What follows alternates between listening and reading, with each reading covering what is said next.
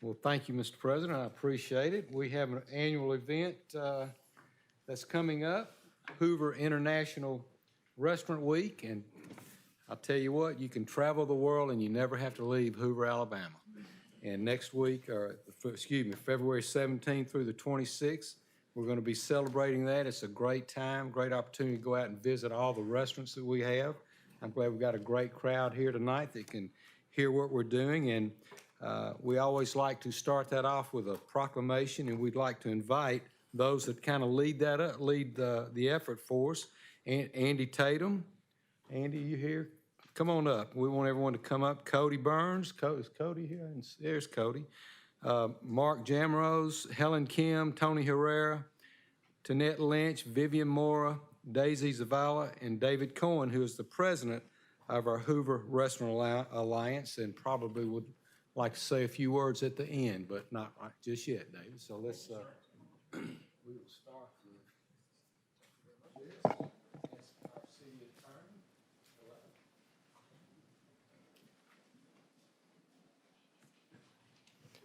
Whereas Hoover International Restaurant Week exists to highlight the variety of regional, international, and specialty restaurants Hoover has to offer while bringing visitors to their doors, and whereas Hoover International Restaurant Week showcases the variety of international cuisine Hoover has to offer, including Mexican, Latin, Asian, Indian, Middle Eastern, Greek, African, Caribbean, and French, and whereas Hoover features nearly 100 restaurants offering international cuisine, and whereas this event provides a unique opportunity for citizens and visitors to support and enjoy the diverse culinary experiences of our international dining establishments throughout the city and to taste the spices of life, now therefore we, Mayor Frank V. Bracado and City Council President John B. Lyda of the City of Hoover, do hereby proclaim February 17 through 26, 2023 as Hoover International Restaurant Week in the City of Hoover, and encourage all citizens to join us in this observance, and that the City of Hoover and its City Council are committed to the continued support of Hoover International Restaurant Week and Hoover Restaurants.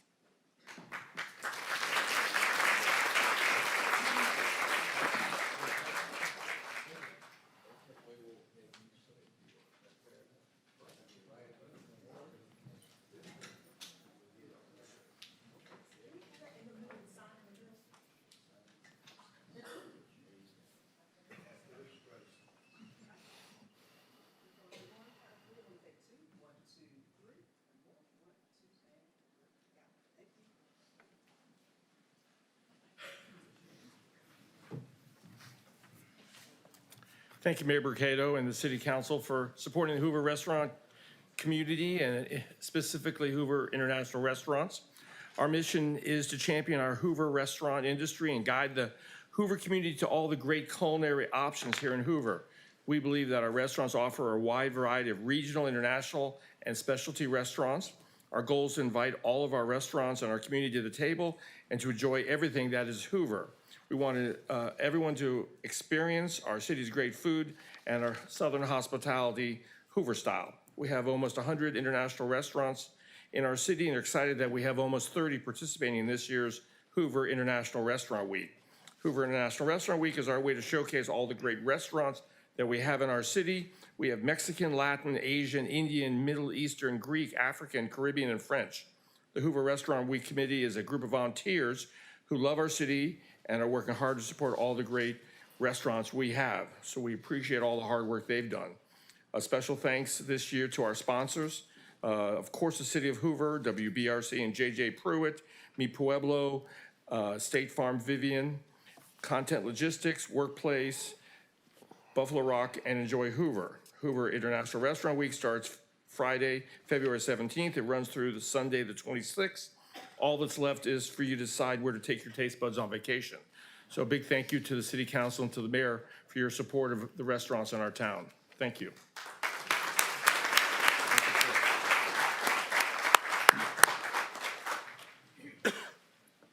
Well, since we have such a large crowd, who's never seen our Miss Hoover Outstanding Team and our Miss Hoover in person? I mean,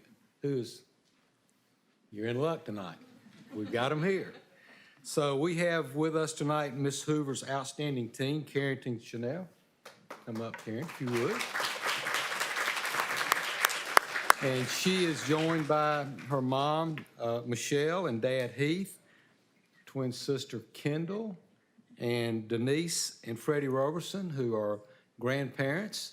And she represents us in such a wonderful way as our Miss Hoover Outstanding Teen. Her platform is cancer and prevention of cancer and just educating about cancer and helping those that do have cancer with outreach and in terms of getting treatment and things like that. She shows up at all of our events and just represents us very well. We're proud of her and all that she does, and she will actually compete next month is when the event actually starts. So we have a proclamation for her, and before I read that, I want to recognize in the audience as well Miss Hoover, which is Mary Coker Green. So Mary, if you stand up and let everyone see you. And her parents, Danny and Monica, are here as well. Yep, there's mom and dad. So, and I tell you, if you don't mind, and helping us welcome Carrington, maybe you'll come up and stand next to her as well, as our city attorney reads the proclamation. Whereas Carrington Chanel was crowned Miss Hoover's Outstanding Teen 2023 on August 21st, 2022 at the City of Hoover Library Theater. And whereas Carrington will represent the City of Hoover during the 2023 Miss Alabama Outstanding Teen Competition in March. Phases of competition include a private interview, evening gown on-stage question, talent and lifestyle and fitness. And whereas Carrington will make numerous appearances throughout the city and promote her social impact initiative, Dancers Against Cancer. Carrington's Social Impact Initiative encourages others to use their special talents to raise money and awareness for cancer research. Through Kicking It with Carrington classes, Parents Night Out events, and the Dancers for Life benefit, Carrington has been able to raise over $15,000 towards cancer research and specifically towards helping dancers fighting their battle with cancer. She uses her platform as Miss Hoover's Outstanding Teen to connect with children of all ages and help them understand that cancer is a very scary disease, but together they can make a difference. And whereas Carrington received a $1,000 scholarship for her year of service to the city to aid in pursuing her college education, and upon completion of a Bachelor of Science degree in Business and Marketing with a minor in English, Carrington's ultimate goal is to become a book publisher. Now, therefore, we, Mayor Frank V. Bricato and City Council President John B. Lida of the City of Hoover, and on behalf of the Hoover City Council and the residents of the City of Hoover, do hereby present this proclamation to Miss Carrington Chanel and congratulate her on her winning title and role as Miss Hoover's Outstanding Teen 2023.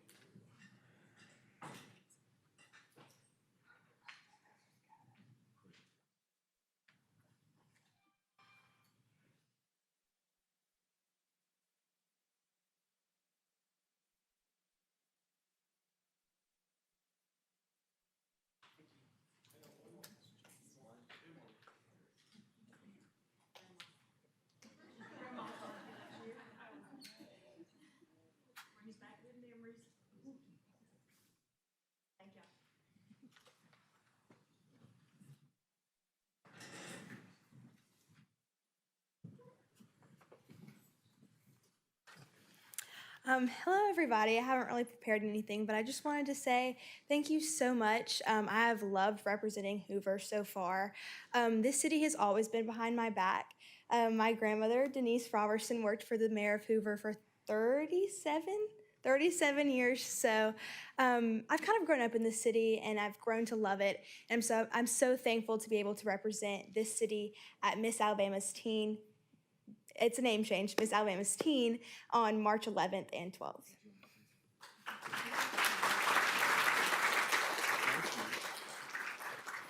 And Mary will actually be opening up our Fire Chiefs Conference tomorrow at the Winfrey, so she drove all the way from Auburn, Alabama, and will take care of that duty tomorrow and head back to school. And we'd love to just hear a little bit from Mary as well.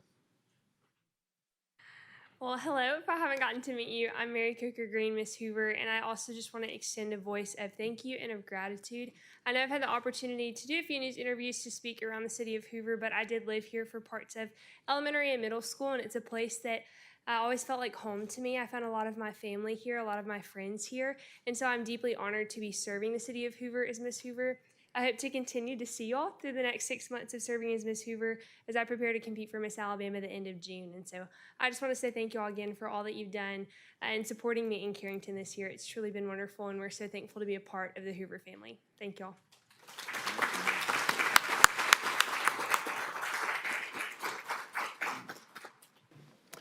Thank you, Mayor, and best of luck to the two young ladies representing us. We're thrilled to have you representing us, and we know you'll do a wonderful job, so thank you all both.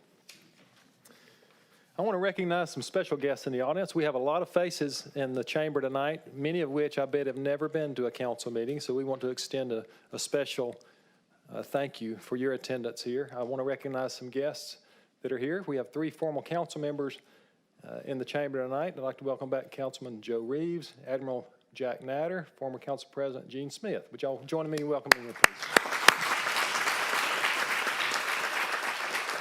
We're also delighted to have 2 of our school board members here, Mr. Craig Kelly and Mr. Alan Paquette. Welcome back to the Hoover Chamber. In the month of January, the mayor had the honor of installing new officers for the Hoover Area Chamber of Commerce. And tonight we have Executive Director Tony Herrera Bast here, along with her chamber board. And I'd like to call on Ms. Herrera Bast, if you would, to come up and introduce them and let us recognize them, please.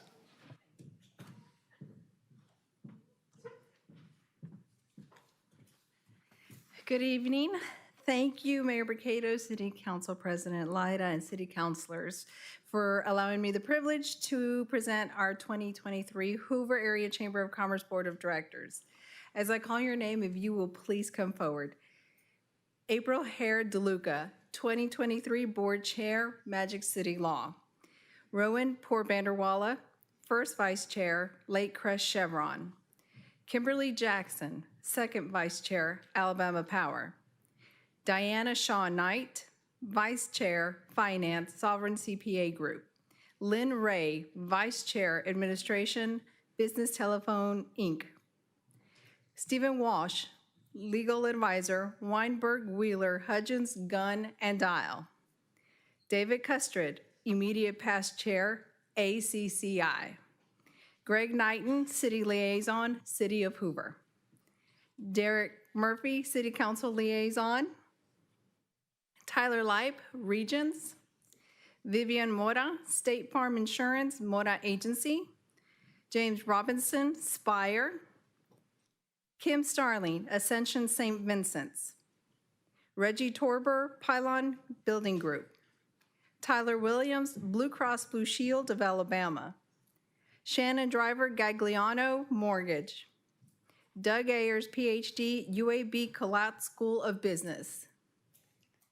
Mayor, I present to you our 2023 Board of Directors.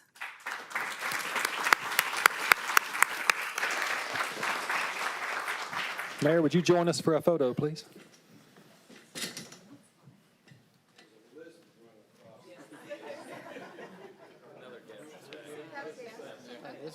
I saw him laughing at something.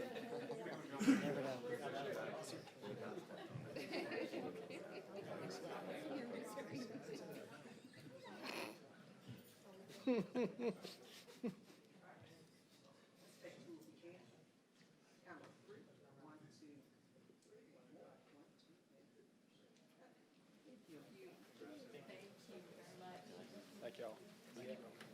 Good to see you, buddy.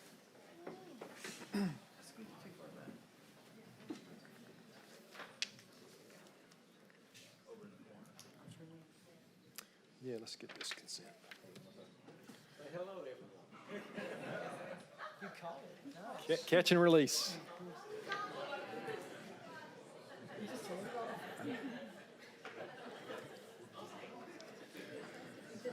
Mayor by day, animal control by night.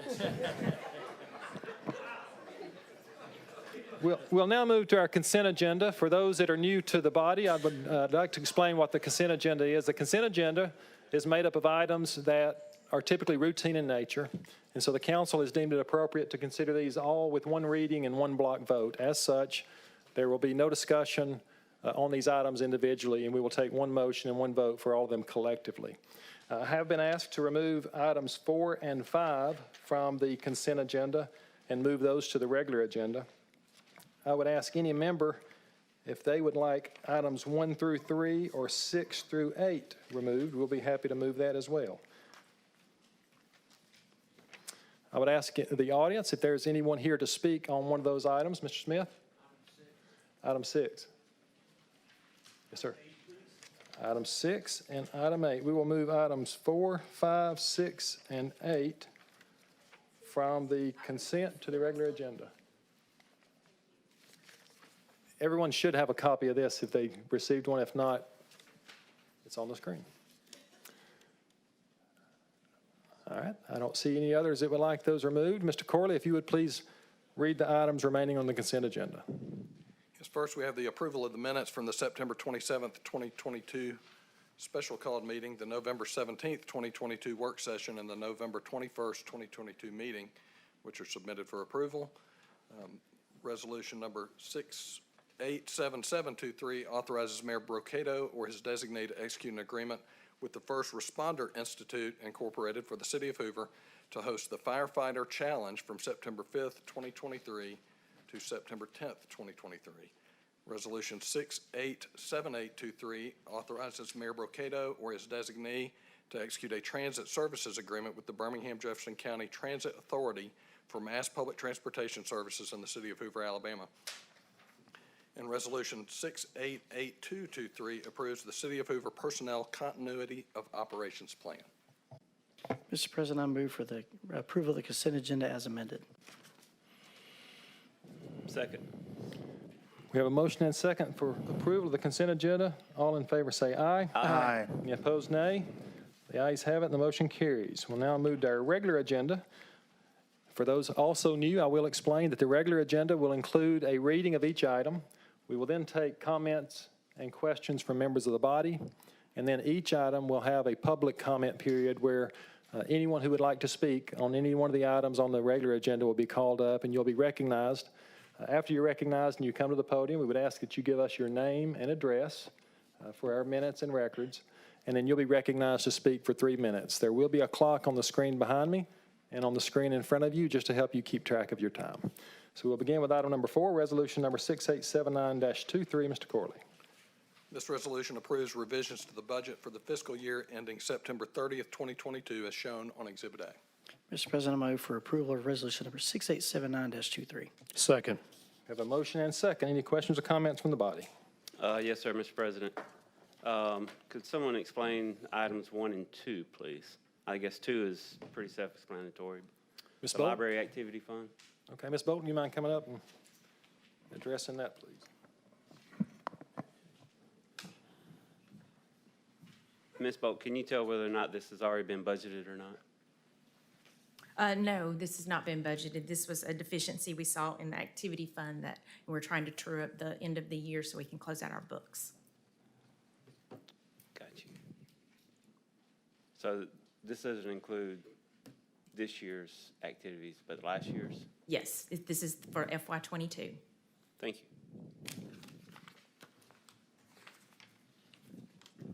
Any other questions from the members on item number 4? Hearing none, is there any member of the audience that would like to comment on item number 4 on our agenda? Seeing none, we have a motion and second for approval. All in favor say aye. Aye. Any opposed, nay? The ayes have it, and the motion carries. Item number 5, resolution number 6880-23, Mr. Corley. This resolution approves revisions to the budget for the fiscal year ending September 30th, 2023, as shown on Exhibit A. Mr. President, I move for approval of resolution number 6880-23. Second. We have a motion and second for approval. Any comments from the body? Mr. President. Yes, sir. Same questions for 1, 3, 4, and 5.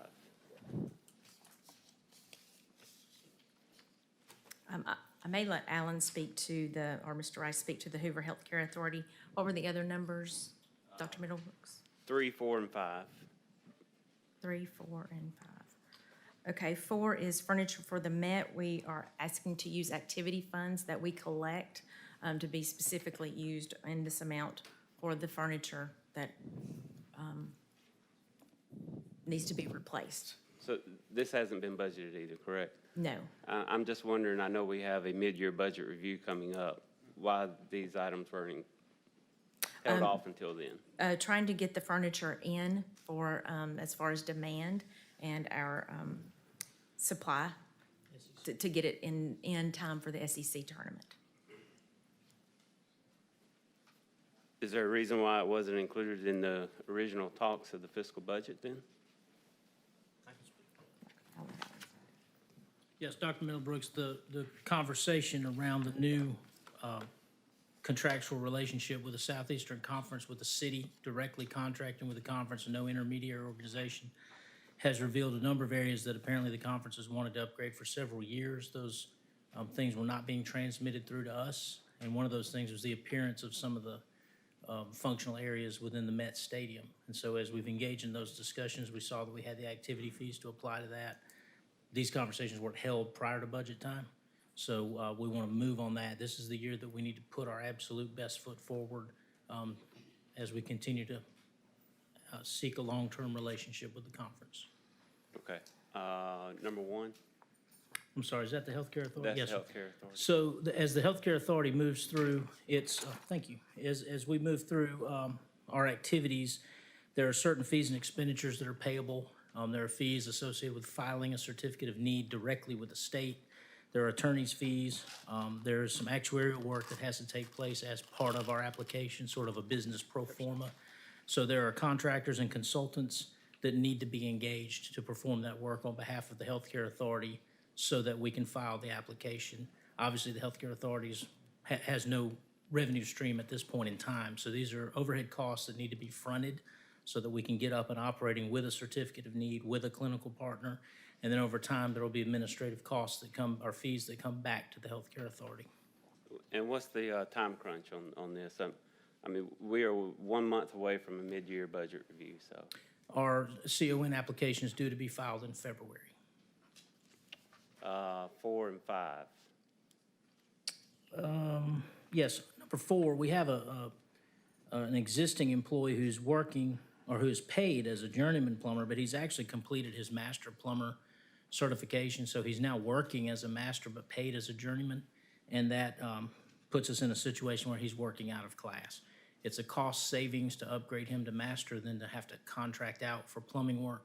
So we would just propose that he be recognized for his enhanced credentials.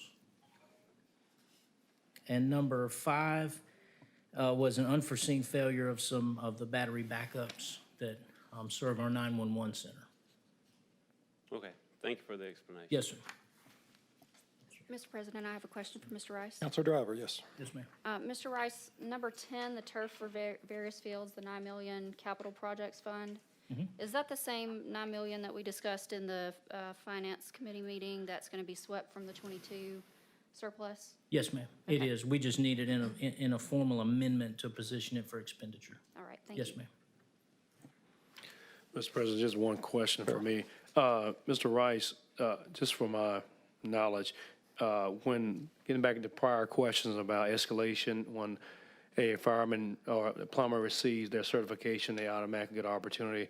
Are they held back from moving into that role until we approve it, or this is just to update us on the allocation that is needed?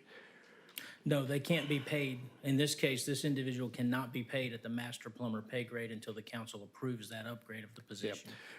Yes, Mr. President, I don't want to waste any time, but maybe we can look into especially escalations. We're talking about things we have in our planning book when you get a degree or when you get certain certifications, to have someone wait maybe 2 months, or when we have a meeting, when they have achieved these goals, I think is a little bit behind time. The mayor needs to have the ability, as long as we have it laid out what you need to achieve, some of these things need to be outlined so they can have that flexibility to move them in a role. As a person that works, I would want to immediately get my funding once I reach these expectations versus waiting Well, I appreciate you saying that. I've worked under a pay scale in the past where you have a grade with multiple levels within that grade, and it's exactly what you're describing. An individual might be at one level of function and then can move up based on a predetermined plan of credentials or education, and it's just automatic. Once they reach that level, they can be advanced. Right. Well, and then again, you might have already paid them out of class. Do the mayor have flexibility to once the council approve, is retro back to the actually retrieval date of said certification? If you, Mr. Lewis, where did you get lost? You're tall, where are you? There you go.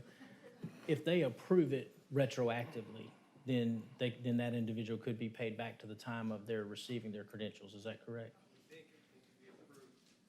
Specifically to be, yes. So we need you to specify that you were approving that line item retroactive. Mr. President, I would like to make that point to be retro back to the day that person received their certification. Thank you. Second that motion.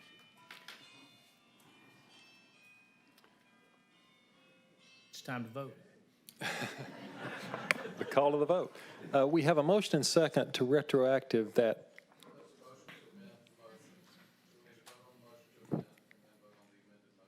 Okay, just want to make sure the members heard the motion on the floor, and that is, Councilor Murphy, make sure I state it correctly, to retro the pay increase back to the date of certification. Retreat. Yes, correct. We have a motion and second. Any questions on that amended item from the body? All in favor say aye. Aye. Any opposed, nay? The ayes have it, the motion carries. Thank you for that. Now they vote the full. Correct. Are there any other questions about the item number 5 before us from the body? I ask members of the audience, anyone here to comment on item number 5 from the agenda? Hearing and seeing none, we have a motion and second. All in favor say aye. Aye. Any opposed, nay? The ayes have it, and the motion carries. Thank you. We'll now move to item number 6, resolution number 6881-23. Mr. Corley. This resolution approves the revisions to the Personnel Policy and Procedures Manual to Section 4, Employment Status, Section 11, Attendance and Leave, and Section 12, Compensation and Benefits Pay Scale, as shown in Exhibit 1 to this resolution for the purpose of updating the policy as it relates to fire department compensation. Mr. President, I move for approval of resolution number 6881-23. Second. We have a motion and second for approval of the resolution. Any questions or comments from members of the body tonight?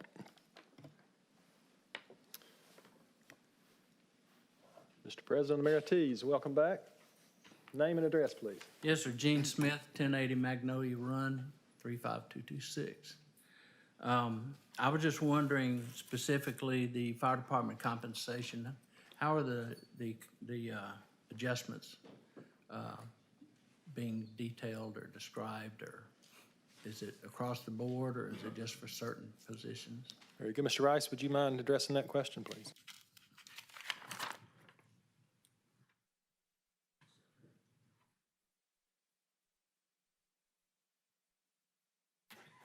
So, Mr. President, the language that you should have in your packet talks about specifying a payment methodology for non-exempt personnel. So there we have 3 pay grades in the fire department that are hourly or FLSA non-exempt, and it talks about how their pay will be calculated and then how overtime is calculated. The same methodology will be applied to exempt personnel or those who are not eligible for overtime, but of course minus the overtime calculation. So firefighters, fire medics, and fire lieutenants are the non-exempt overtime eligible pay grades that we have in the fire department. And so that policy language will apply to them, and then the portion that talks about calculating overtime, because it's paid differently than the traditional anything after 40 hours a week or 80 hours in 2 weeks. In our case, it's any hours over 192 hours in a 26-day cycle, which is very unusual, but that's following the Fair Labor Standards Act. For the exempt personnel who don't earn overtime, it'll automatically apply to their pay methodology. Everybody will be paid in equal increments. Their total annual salary will be computed and then divided by 26, and they'll receive an equal payment on every payday of the year. And then those who are eligible for overtime will receive that overtime after it's calculated based on the 192 hours in 26 days. And then I think you have an associated change in the pay scale. And so in order to make this balance against the number of hours that these employees actually work, they don't work 2,080 hours a year like traditional office employees. In our system, they actually work 2,688 hours a year. And so we needed to add, I think, 10, 11, 12 cents to some of these pay grades per hour so that the math would work out, so that they are paid for the actual hours worked throughout the year. Very good. Thank you, sir. Thank you, Mr. President. Yes, sir. Thank you, Mr. Smith. Any other comments from the audience tonight? Seeing none, we have a motion and second for approval of the resolution. All in favor say aye. Aye. Any opposed say nay. The ayes have it, and the motion carries. Item number 8, the resolution number 6883-23, Mr. Corley. This resolution approves the City of Hoover municipal debt policy for purpose of recognizing the foundation of a well-managed debt program by setting forth parameters in a comprehensive debt management policy. Mr. President, I move for approval of resolution number 6883-23. Second. We have a motion and a second for approval. Any questions or comments from the body tonight? Seeing none, sir, the floor is yours. Thank you. My name is Steve Grondin. I live at 199 Trace Ridge Road, 35244. I'm glad we have a debt resolution. There are a couple of guiding principles that I think about when I think about what a government should do in terms of the type of financing it does.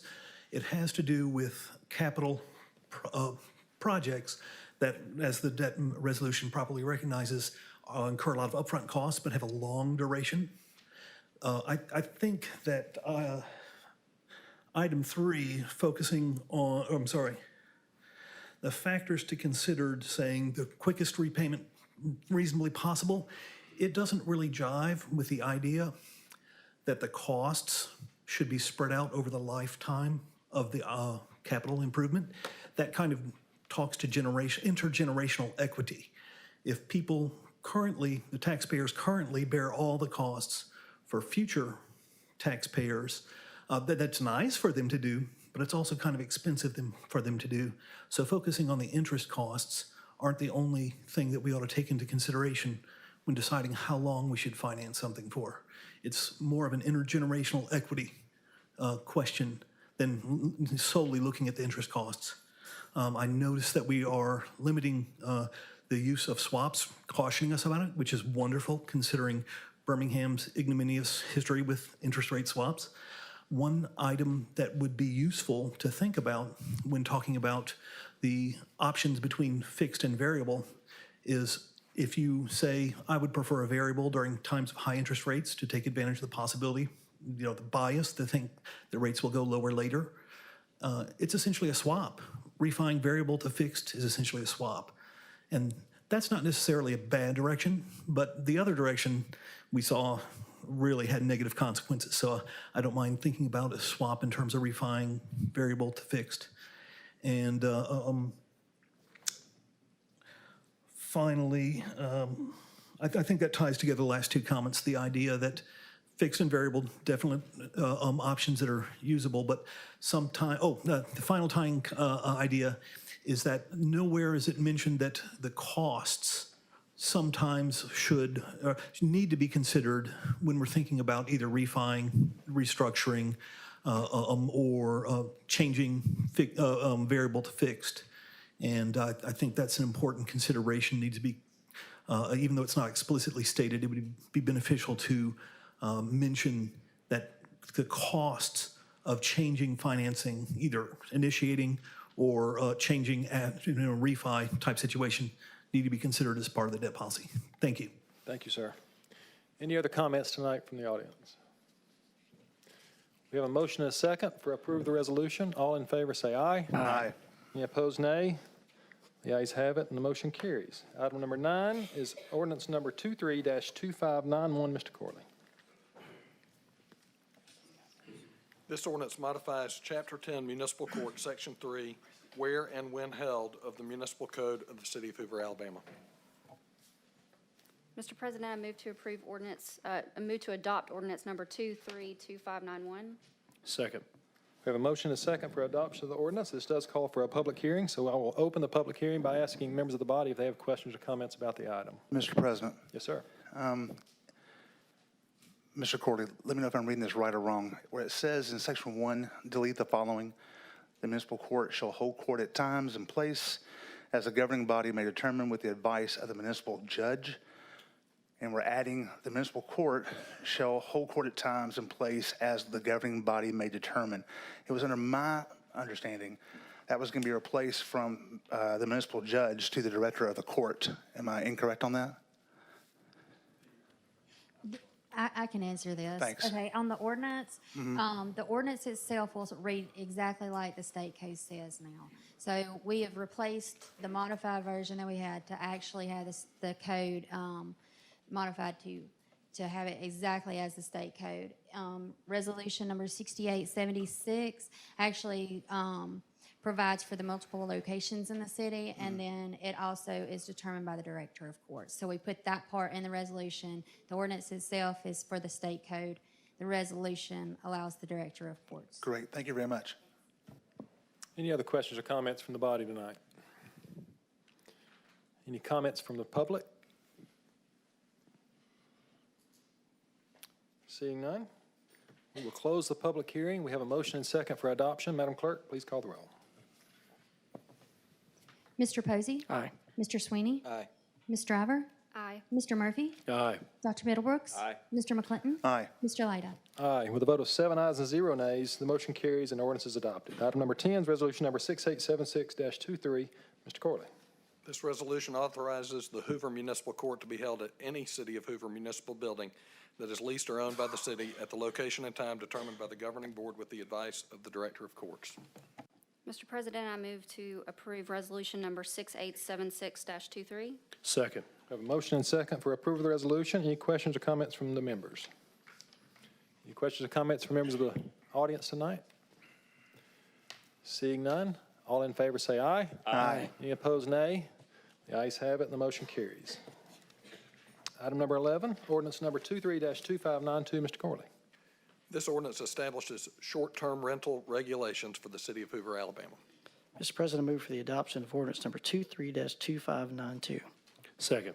We have a motion and second for adoption of the ordinance. We will open the public hearing by asking members of the body if they have any questions or comments tonight.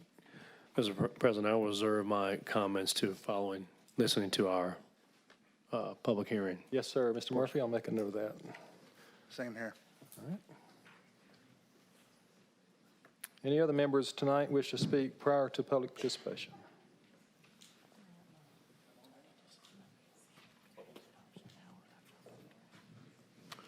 Do it now. Let's do it now. Yeah, this item was originally read to the council on January 17th, and tonight is considered a second reading. However, there have been some changes to the ordinance that could result in another first reading. But we're aware, as evidenced by the line leading to the podium, that there are several interested parties tonight who would like to speak on behalf of this.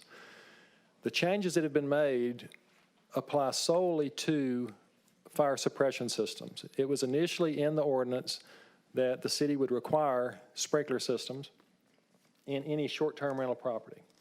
It was a request by the council to remove that, so that has been removed. So in essence, it is not putting further restrictions on the ordinance, but yet relieving some restrictions that were in there initially. As such, the council, with a unanimous vote, may choose to suspend our rules and consider for immediate consideration tonight so that we can take a vote since you're all here, assuming you don't want to come back in 2 weeks and talk about this again.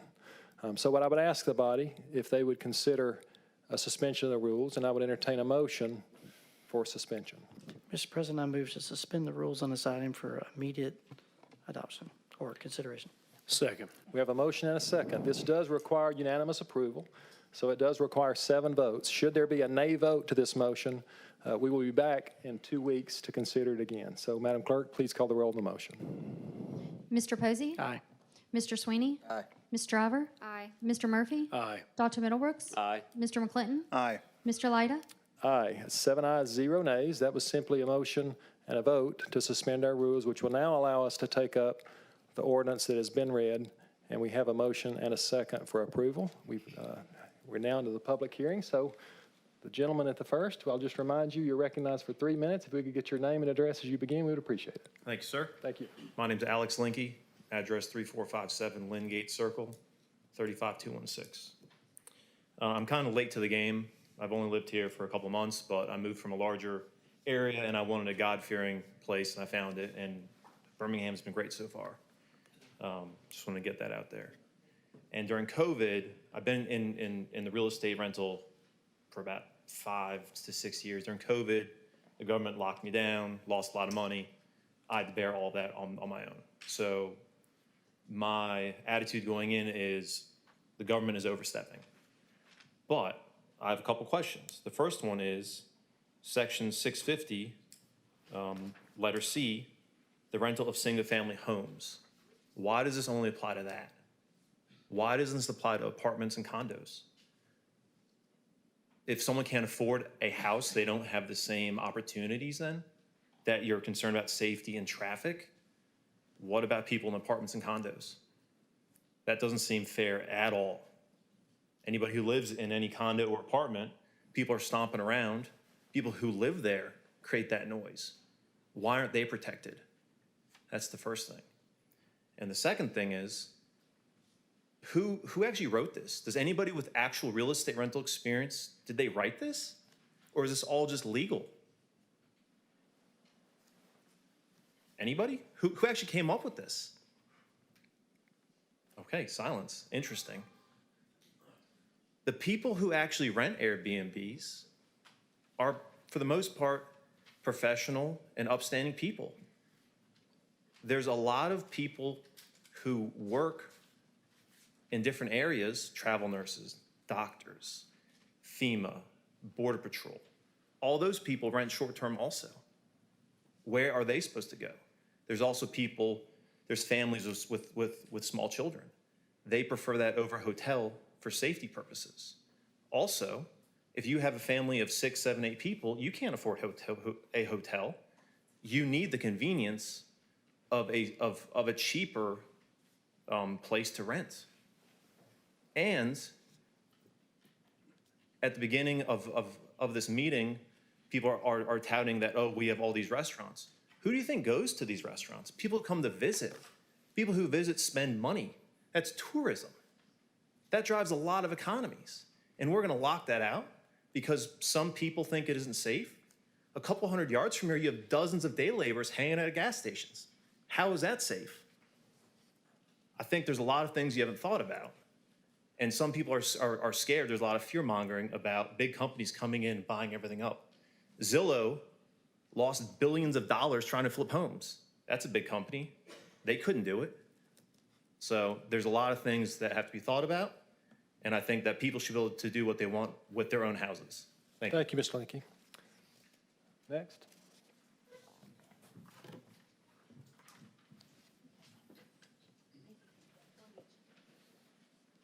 I'm Angela Brothers, and I live at 4780 South Lake Parkway, Hoover, Alabama, 35244. And I have lived in South Lake for 33 years, and my dad had lived in South Lake for 34 years until he passed away.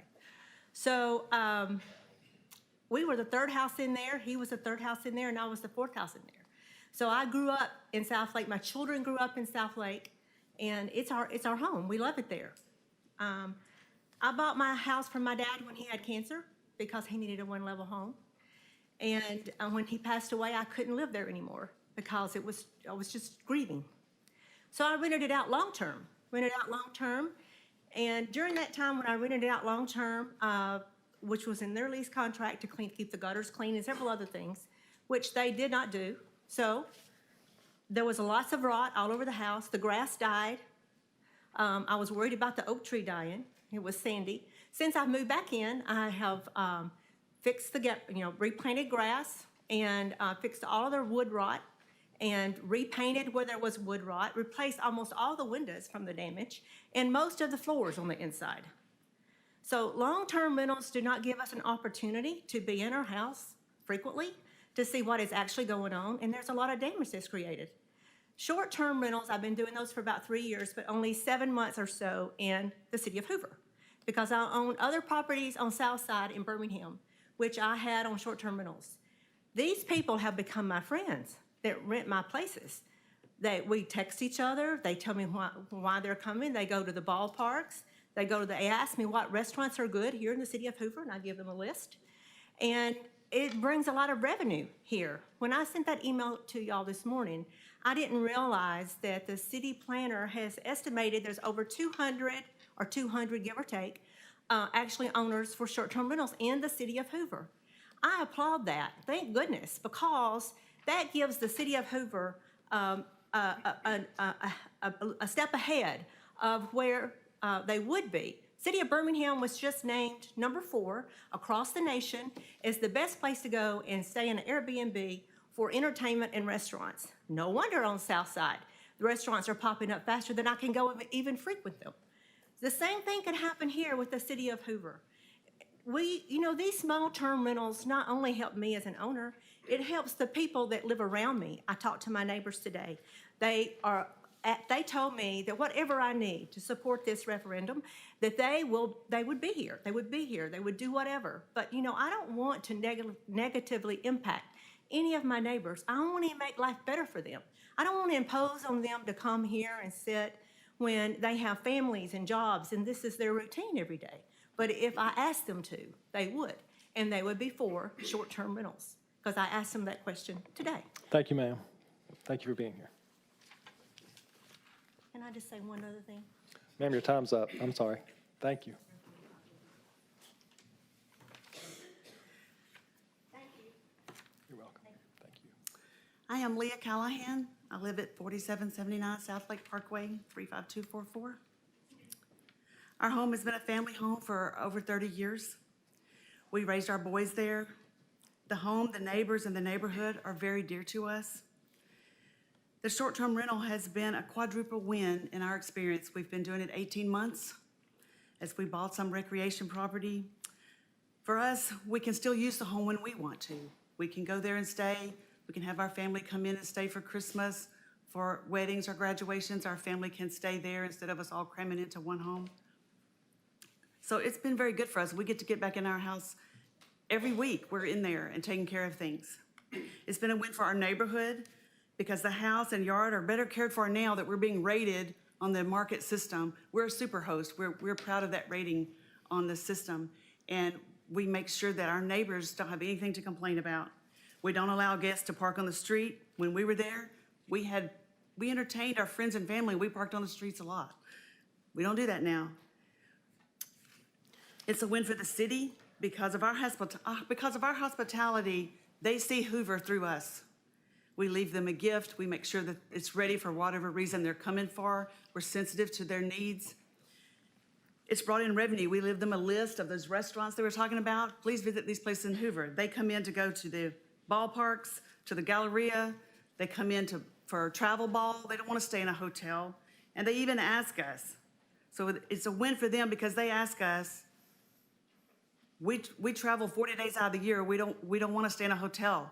We want to stay with 2 or 3 parents and our 4 or 5 players in a home where the kids play in the media room and we stay upstairs. And we know they're all safe. And so they do that and go to the Hoover Med and they stay together.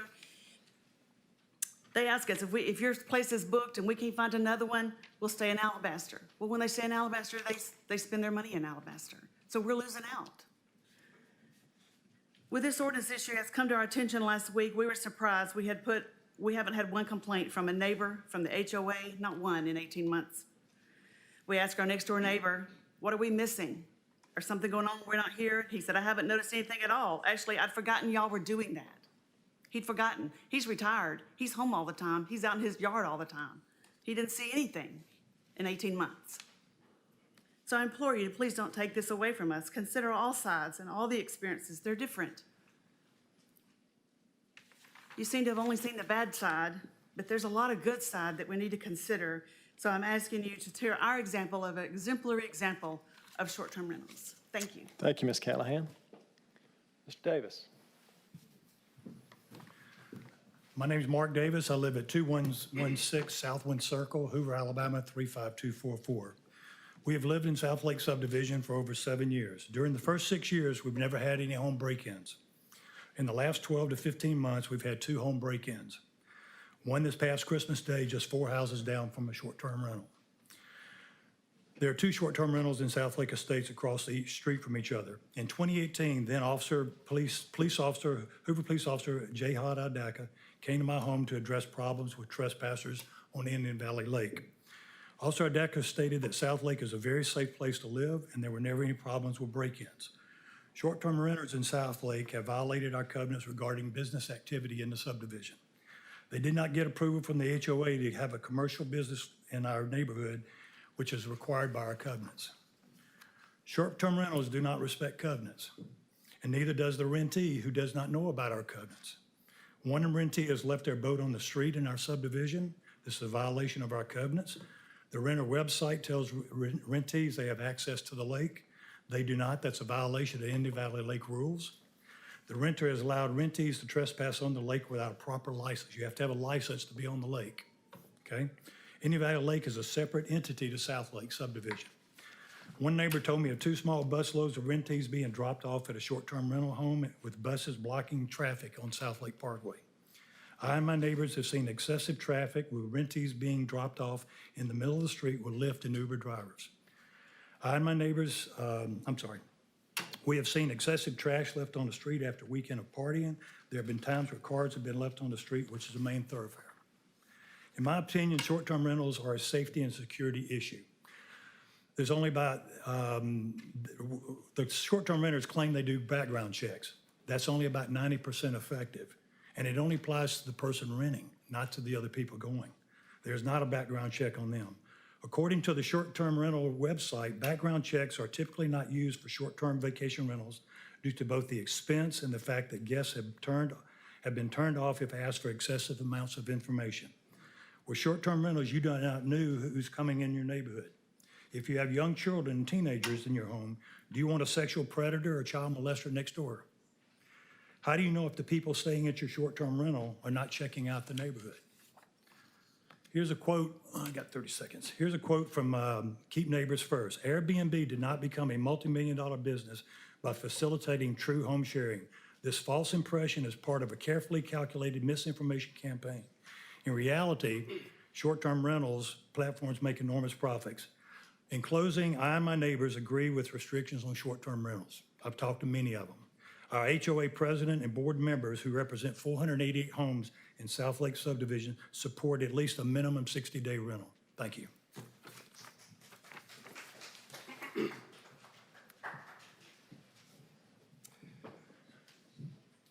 Good evening. My name is Jared Morgan. I live at 2389 Black Ridge Drive, 35244, I think that's the zip code.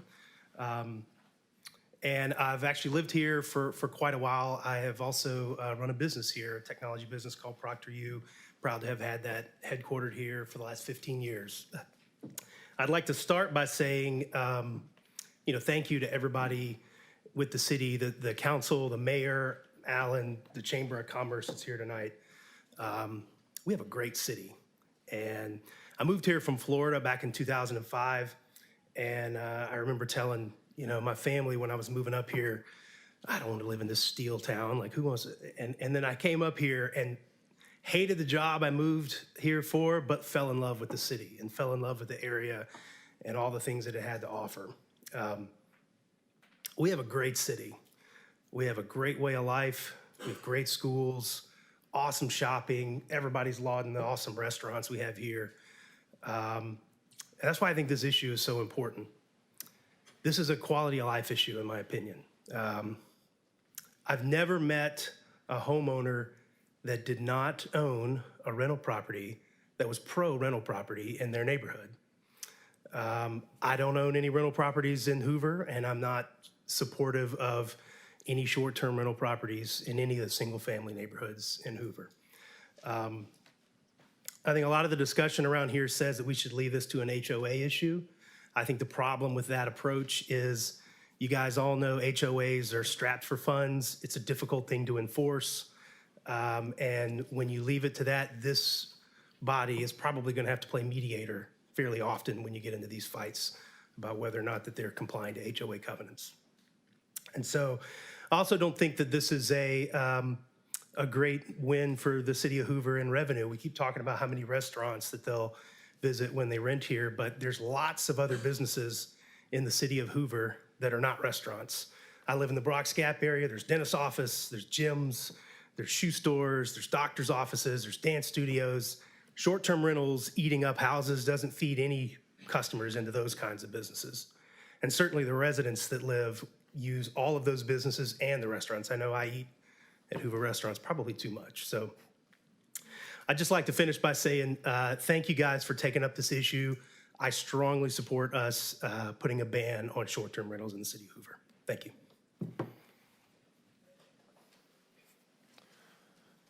Mr. Ballard. Members of the City Council, Mr. Mayor, my name is Tony Ballard. I reside at 1591 Chase Terrace, 35244, and that is in the Chase Lake community.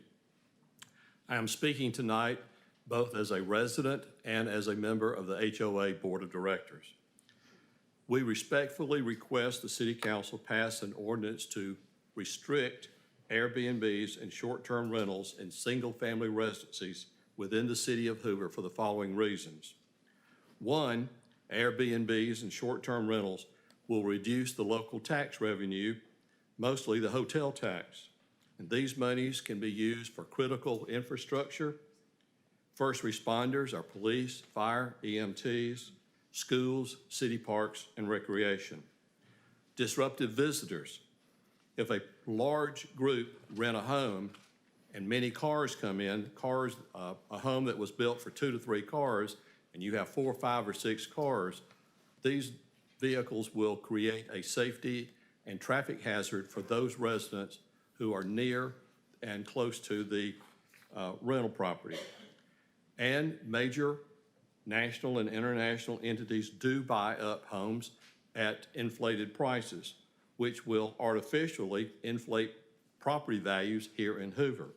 And this will create higher costs for families who wish to move here or buy here in Hoover because of the outstanding higher standard of living and our school system. And it is unfair to the hotel industry. The more Airbnbs and short-term rentals you have, that will mean less people staying in hotels, which means hotels will need less staff, and less staff means more unemployment in Hoover and the surrounding area. And we hear that they frequent the restaurants. If you rent a home, I believe most of them are built with a kitchen. And many of those people would rather cook maybe than go out. If you stay in a hotel, you're going to go out to eat almost every meal. So for these reasons, we respectfully request the City Council pass an ordinance to restrict Airbnbs and short-term rentals in single-family residencies within the City of Hoover. Thank you for your time. Thank you, Mr. Ballard. Mr. Powell. My name is Greg Powell, 505 Russet Bend Drive, 35244. And my business address is 5825 Feldspar Way, 35244. I'm here tonight wearing several hats. As a resident of Hoover, as a board member of the Russellwood Southwoods Homeowners Association, which has over 1,000 residents. I'm also here as a business owner in Hoover. I own Five Plan Partners, which is a democratized family office, which in essence means we work with clients on their financial planning, their wealth management. And that wealth management is not only in the form of money in the markets, but it has to do with the real estate investments as well. Now, the reason I want to speak about that is from the standpoint that on short-term rentals, and especially with Airbnb, this is now a new strategy for people that are trying to increase their net worth or cash flow. The problem you run into, and we have people come to us at times with Airbnb strategies, and I have clients that own Airbnbs. I need to go on record on that. However, the problem you've got is a lot of these people that have it, they have no plan B in place. From the standpoint, you've heard one lady here tonight, she inherited the place from her from her dad, that's fantastic. But people can get leveraged in these Airbnb scenarios. When you go into a downturn in the economy, then you can look up and all of a sudden they don't have the money to support that property. They don't have the money to upkeep that property. People are not using their Airbnbs like they were. Companies cut back in these downturns in the economy, and all of a sudden the business traveler, the people that have been referred to, they're not out there as much. I also think some very hardcore facts have been presented tonight. You did an excellent job there on some of your facts about tax strategy going down for the city, more tension placed on police and fire, those kind of things. I really think that the city council needs to take these things in consideration. Within the Russet Woods, Southwoods area, and my wife and I have lived there 36 years. 36 years we've been there. And in the 2008 downturn, we witnessed how people came in to say, I'm buying a house to develop rental property. And then as the economy did not improve, or people did not have the finances to upkeep those rental properties, and I want to go on record, I'm not opposed to renters. What I have a problem with are people that say, I'm going to own the property, but they're not maintaining the standards of those property. They're not capitalized. They don't understand what they're fully getting into. And that causes problems. So tonight, as you look at this, it's not a decision that you're making just for now. It's a decision you're making for the next 5, 10, 15 years here. It needs a lot of thought that needs to go into it. We want to ban short-term rentals. Thank you. Thank you, Mr. Powell. I want to just take a break and thank everyone for their adherence to our clock. I know this is an impassioned issue, but the manner in which everyone is respecting everyone's time and opinion is very much appreciated by the body. Ma'am? Daphne Massey. I live at 1433 Alford Avenue, 35226. Real estate agent. I've sold real estate for about 20 years. I'm a resident in Hoover. I live in an area that's not governed by an HOA. I do own Airbnbs, not in Hoover. I own them on the lake. I've owned them for 4 years. I've never had an issue with them. Strongly against this council banning Airbnbs in Hoover. I feel it's encroaching on my rights as a homeowner, number one, and it's way overstepping the city's boundaries and limits towards governing property owners. It appears that a lot of people are very uninformed about Airbnbs and how they operate. I say this because the ordinance seems very one-sided, only addresses the negative side of short-term rentals based on a few complaints. I think you should acknowledge the significant benefits in the addition to the flaws. For an example, a recent study showed if there's a 1% increase in Airbnbs in the area, raise the property values 0.026%. That's not inflated, that's a fact, as opposed to long-term rentals, which we all know have shown to decrease property values, and no one seems to be concerned about that. There's different ways to regulate Airbnbs. You don't have to ban them. You can impose a lodging tax. It's usually 10%. You can require a business license if you have an Airbnb. Those are ways to regulate. You don't just ban. I think the solution is to manage and implement fair laws that allow short-term rentals to operate legally and impartially. I've listed a couple of examples which would benefit the city and its residents. Another solution, which I think is the best one, is continue to allow HOA communities to govern whether or not Airbnbs will be allowed in their neighborhoods. It's not to inflict an overall ban throughout the city that will remove property rights of homeowners. I'm not in an HOA community. Right across the street from me, there's a 3-bedroom house that is rented by 6 college students. They're loud. Their cars are parked in the driveway. The Hoover City Police has showed up multiple times at their house. These people are stuck in that rental, which I have to deal with for over a year at least. I wish that was a short-term rental, because if it happened one time, Airbnb's policy is they leave immediately. Airbnb does not allow parties. They don't allow loud noises. They have policies in place to protect homeowners around them. Long-term rentals do not. That's more of an issue to me. The previous gentleman spoke of covenants and violations. That sounds like an HOA issue. Take it up with them, not the city. You don't just put an overall ban and prevent homeowners from using their properties for commerce as long as it's done with regulations. I'm not against regulations. I'm against a ban. Thank you.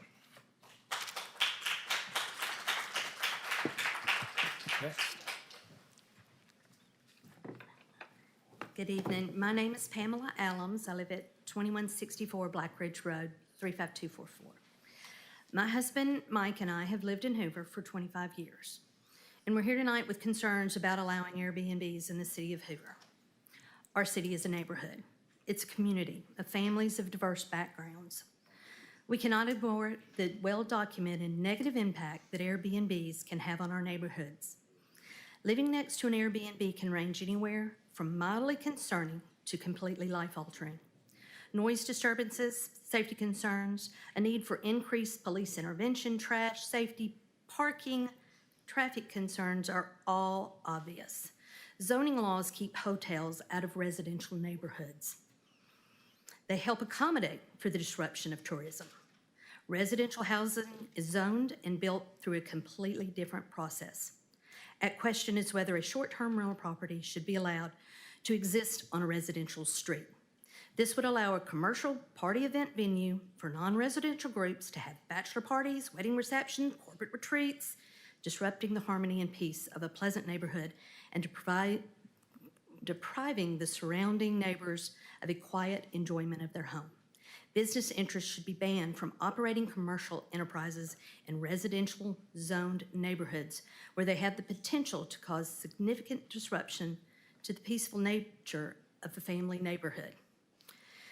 There are endless examples of how Airbnbs have negative impact on communities with plenty of documentation, from organizations like the Harvard Law and Policy Review, Forbes, the BBC News, EPI, UBC, Canadian Literature. I could go on.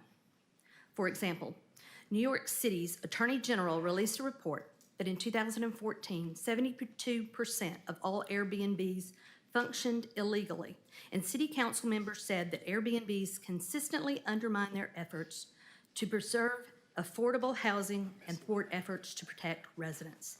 And this is not just in New York City. There are examples of this across every city in the nation, as well as across the world. Airbnbs will have a detrimental effect on the housing market in Hoover. Who exactly does an Airbnb help? With overwhelming evidence, Airbnbs help tourists and investors. Airbnbs are businesses, disproportionately run by corporation, third-party entities, and not homeowners living in their residence. Vacationers who use Airbnbs have no concern for how they disrupt people who are just trying to live their lives. It is proven that short-term rentals will decrease affordable housing significantly and change the housing market so that young families cannot afford to be part of this community any longer. So what happens to Hoover? When young families do not move in, long-term residents move out, and you're left with people who have no concern for what's going on in this community. I urge you as our leaders to look at the long-term effects that Airbnbs will have on our community. Hoover should exist for its citizens. Our priority should be that Hoover is a place to live. Please protect our families and our neighborhood. Thank you for your time.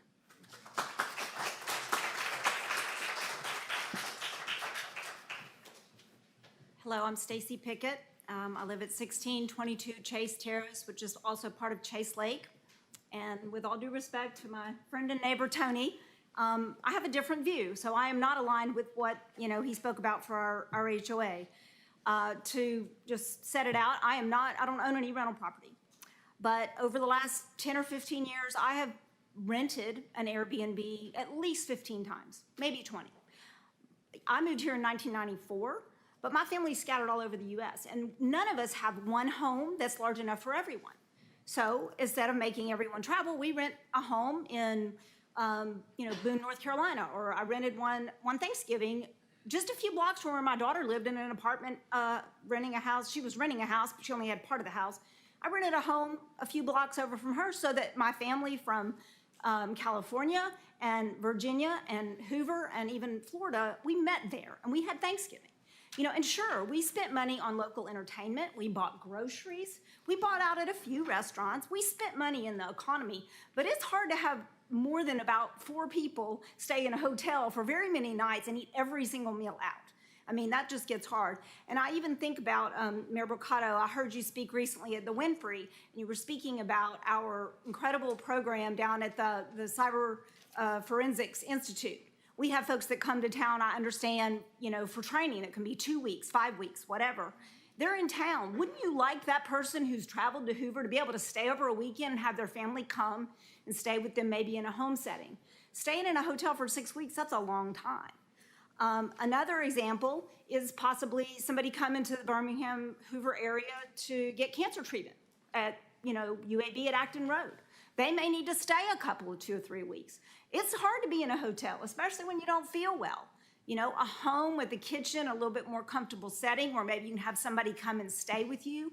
It's just a whole different experience. And for me, the short-term rental Airbnb thing is about bringing family together. And I heard everybody talk about Hoover being welcoming, Southern hospitality, diversity. People who are here that have come here from other places, sometimes their family has to travel a long way to be here, and their home may not be the right place to host all of them. So I just think we need to be a little bit more open-minded. And I would question, for those of you who are not comfortable with the idea, what has your real experience been like with it? It sounds like a couple have had a terrible experience, one-off maybe. But, I guess to me, if you're going to stand against it, you should really understand what that experience is like. And for me, it's been all positive. I love it. Thank you. Thank you. Oh, I'm going to get to her 10 seconds. I'm Lynette Brasher. I live at 1925 Charlotte Drive, 35226. I do not want wild parties in my neighborhood. I do not want crazy people in my neighborhood. And guess what? I'm an Airbnb person. I have a lovely apartment downstairs. I live in my home. I just started in October, and I'm going to tell you, it has saved me financially. I have an illness that causes me not to be able to work full-time. I'm a school teacher, ran out of sick days, don't get paid for those, and thankfully somebody suggested, why don't you Airbnb downstairs? I did have a renter, could not keep a renter. The people who wanted to rent aren't people I wanted to rent and be in my home. And I know you think, well, you're having strangers in your home every week or whatever. And I'm like, well, when I signed up, I do use Airbnb. They were very particular about me. I had to give my driver's license. I had to have my picture taken by their camera, which I didn't like. But since I started, I have rented to a family coming here for a wrestling tournament. My son wrestled at Hoover High School. I've been in this same house for 24 years. And I've had a family come because their daughter had to be treated for cancer. They want to come to my house every time. I gave them a discount. I feel like if you're going to do a restriction, I don't mind paying a license and limiting to, no parties, no whatever. And if those things are happening, cut the license, get rid of that. But don't punish people like me who I am very selective about who I allow to come in my home. Maybe those real estate people aren't, I don't know. I've stayed at Airbnbs. I choose to stay there because honestly, no offense to hotel industry people, your hotel rooms are gross, even if they're clean. I advertise mine as a chemical-free home. People who are being treated for autoimmune diseases appreciate that. I don't use harsh chemicals. They do kill germs, and I also have a long turnaround time in between. So I would appreciate it if a blanket ban is not healthy for anybody in any community. And for people like me who are now depending on it to make my ends meet, it's not okay. So I appreciate it. Thank you. Thank you. Hello, my name is Melanie Creasy, and I live in Chase Lake. I live at 4673 Riverview Drive. I have lived in Chase Lake since 2012. Love it, love the convenience. I love all my neighbors. I built my home. But last April, unbeknownst to me, until a worker that was next door to me, I have an Airbnb next door to me, or I say a hotel. My garage door went up, and I thought, well, who are you? I noticed my neighbor wasn't there, and he said, well, this has been turned into Airbnb. I had no idea. Well, ever since this has been going on, it has been a real problem for me. This homeowner really has not taken pride in his property, and it is like a revolving door, a hotel of different people coming in and out all the time. It stays booked all of the time. I never know what car's gonna be there. Like in Chase Lake, the houses sit so close to each other. And I live on Riverview Drive, which is the cut-through road from the beginning entrance to the back of Lorna Road. And we don't have any parking to accommodate any extra vehicles. We don't really have any driveways in the back alley. I mean, I've tried to entertain, and I tried to have some people over during the holidays, and there was nowhere for them to park because there were 6 cars next door. 3 in front of his driveway, 3 down on the circle. And my guest had to park across the street at Chase Way and cross the street because of the Airbnb next door. I mean, it's a safety issue. It's a parking issue. It is a property value issue. Because I feel like if I go to try to sell my home and they find out there's an Airbnb next door, they're not gonna wanna buy it. I mean, I didn't pay $500,000 for my home for the property to be like a hotel next door. It should be, like the others have said, a peaceful, happy residential area. And until you're in the shoes of having one next door, you don't know. I mean, they don't care. These people that come in, they don't care. And the owner of the property, he doesn't keep the property up. And I tell you, I work so hard to keep my property up. Thank you, Ms. Creasy. Okay, thank you. Thank you. I pray y'all will pass this ordinance. Thank you. Next. Hi, Michelle Lee, 1587 Chase Way. I've lived at that location for 12 years. And I commend the work and forethought that went into creating the short-term rental ordinance, which helps clarify and support the Hoover zoning ordinance that is already in place.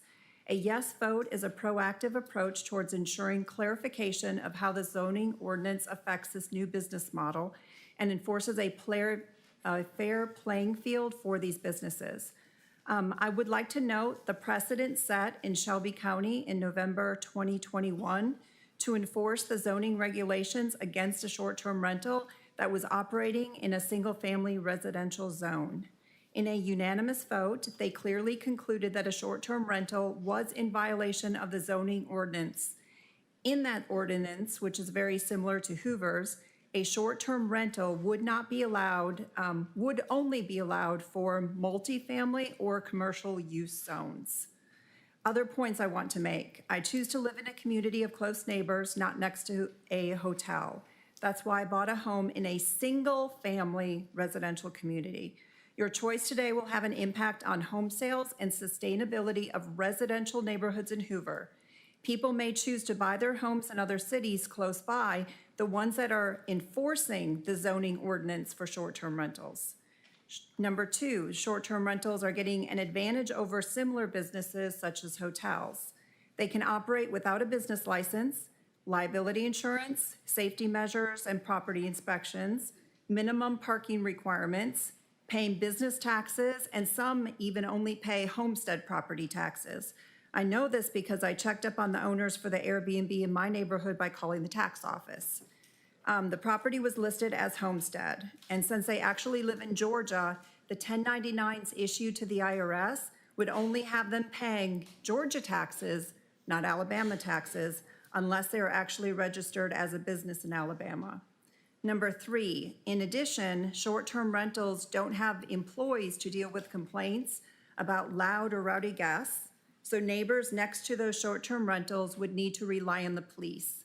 and these owners are not contributing financially for those increased public services, nor would they be held responsible for ongoing problems. I hope that this vote will pass in support of these regulations for the general good and benefit to all of the people of Hoover. And the current zoning ordinance need to be enforced as they're currently written to ensure the usage of a zone represents the ordinance intent. Thank you. Thank you, ma'am.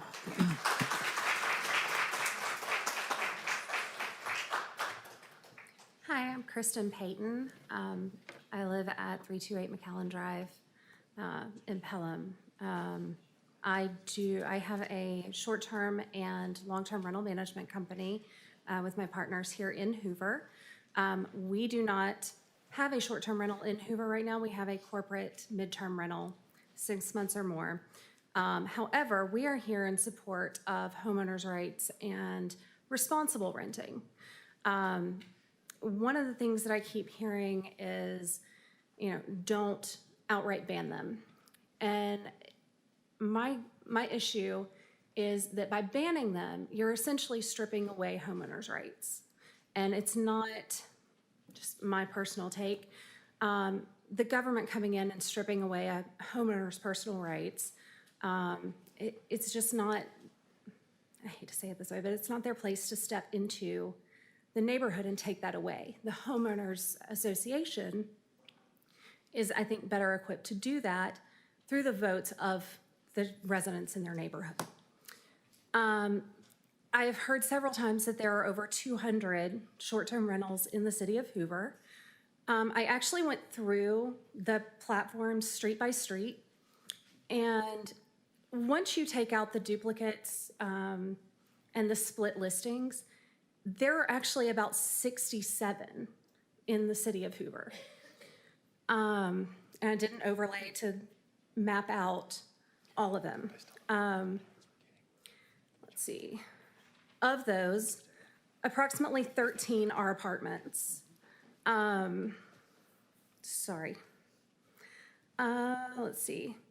My other issue is in taking away those rights, in the government stepping in and taking those rights, you're still allowing renters of apartments who don't own their property to be able to do rentals, but they don't own the properties. But you're going to strip that away from those who do. I just think it's a slippery slope. Let's see. I also saw, I was only able to find about 5 complaints on record. Of those, they were HOA heads. Of those HOA heads, let's see, 1 was Northridge. They don't even have an active listed STR in the neighborhood. One of them was, they only had 1, and it was a single room being rented by the homeowner, an occupied home. I haven't been able to find any police complaints. I am working on that, but nobody's been able to give them to me. Is my time up? Oh, sorry. Yes, my time's up. Thank you, Ms. Payton.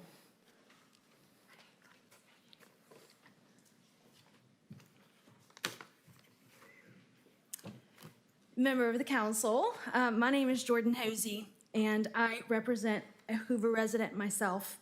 I've had the pleasure of meeting most of you and hold you all in very high regard. I've also emailed you a copy of this, so you should have this on record. Before I speak my piece, giving you a little bit of background, I immigrated here in 1999 from Amman, Jordan. We pursued the opportunity of countless commerce. My dad delivered pizzas, my mom cleaned houses, and I started to learn.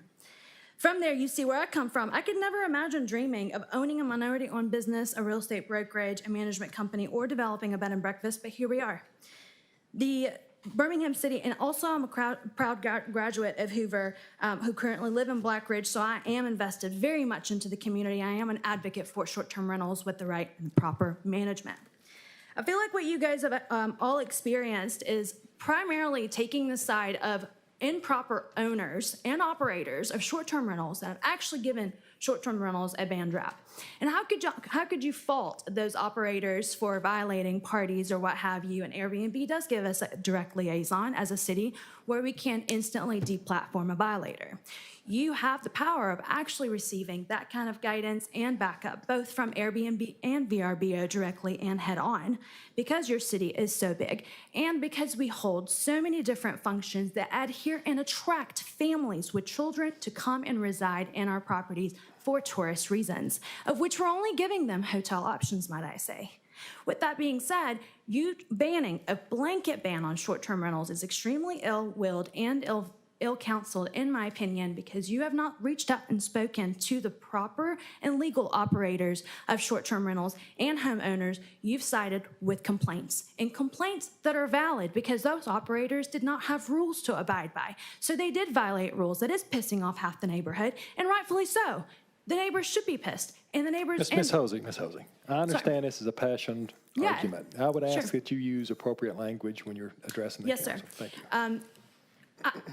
I am passionate about it because I just want to make sure that you guys understand it from both sides. If neighbors are going to be complaining in regards to the operation of how a short-term rental is being ran, it's due to the ill guidance and ill will of how they're operating it, because the city of Hoover has not placed a list of rules of which they can adhere to protect their citizens, which is our rule, and your job is to protect the citizens. And I feel like there is a very great opportunity where we can collaborate, a wonderful piece of literature that can adhere to those rules, to those homeowners, to those responsible operators and managers, where we can collaborate on a piece of legislation that actually appeases to both sides. And I urge you to table this discussion and not pass a general ban that could take away property rights of homeowners that are not in HOAs, that moved in a property without HOA so they can have property rights to their liking, and those that want to have rules, you're welcome to go into the HOA neighborhoods. Thank you. Thank you. Ms. Hosey, I know you said you live in Black Ridge. May we get your address, please, ma'am? Sure. 3032 Adley Circle, 35244. Thank you very much. Next. Hello, I'm Dale Callahan, and address is 4779 South Lake Parkway. So we are a short-term rental owner. This plan for an ordinance has kind of caught us off guard. We saw it in the news, and that's mostly why I'm here. That's what bothers me is I firmly believe, and I hope I'm correct, that the council, the city, would not go after a business entity or a group of businesses without bringing them to the table. I mean, if there's an issue, and clearly people have expressed legitimate issues here, or at least legitimate concerns, but would you outlaw dentists without bringing dentists to the table? And it seems like we should be able to have a reasonable conversation, and some of these impassioned on both sides should be able to help you come to some conclusion of what a reasonable legislation or ordinance would look like. I would support that, even if that puts us out, even if it says that we can't do this and we need to move into some other kind of rental, that's fine. We want to support what the city's doing and the council's doing. We've operated it for 18 months, and we have had one issue that, as far as I know, was just an interior issue. The wonderful thing about Airbnb and VRBO is those people will never be back. It allows us to rate them and give them feedback so they don't come back. Our neighbors, we've asked them about it. We never have gotten any comments. But some of the comments are here is we don't pay taxes, and that's accurate. We don't pay taxes. We tried. When we got into this, I called the city of Hoover and said, we want to do a short-term rental. How do I pay sales tax? And they told me I couldn't. There was no way to pay sales tax. And I said, well, let me pay the hotel occupancy tax. They said that they couldn't allow that. What about business license? And they told me, just go on and do what you're doing and don't worry about it. I mean, what do you want us to do? You know, we're trying our best. But either way, you know, before you act, and we just want you to, I mean, what I would request is you just table this and hear from us, bring some of us to the table. I think many of us owners would love to come to the table and even help address some of the issues of some of the bad operators. And I can't explain it now, but we can have an influence with Airbnb and VRBO as operators to help you influence and change that. Thank you. Thank you, Dr. Callahan. Mr. Andrew. Andrew Miller, 1758 Strollaway Lane, 35226. I currently live next to an Airbnb rental advertised for 16-plus guests. The amenities and price point of the rental necessitate a large group. The listing notes no parties and no street parking, but what else are 16-plus people supposed to do other than have a party? And where are they supposed to park? I believe the property owners are well-intentioned, but the result of this rental is regrettable. I have 3 children under the age of 6, and the neighbors to the other side have a newborn. Late night noise and the constant stream of strangers is very unsettling.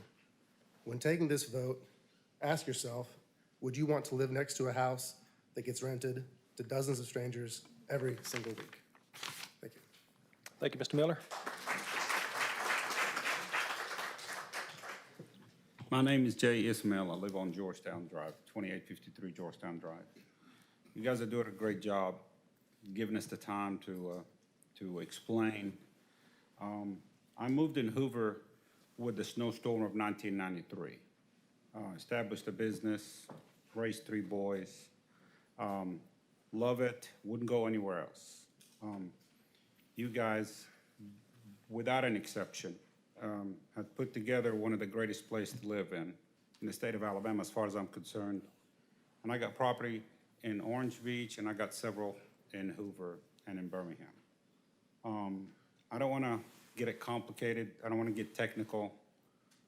My advice, I'm a short-term rental guy. My advice, regulate it. It will generate revenue. It will kill a lot of these problems. What really got my attention is South Lake. South Lake is one of the places that I would love to live. I mean, I have every house on that parkway on my watch list, okay? I'll give you numbers. No, for me to live, you know. I'm the youngest of 9. So what I'm trying to say is there's 100 ways to skin a cat, okay? I think you should regulate it, okay? Just get them to pay business license. Regulate the occupancy.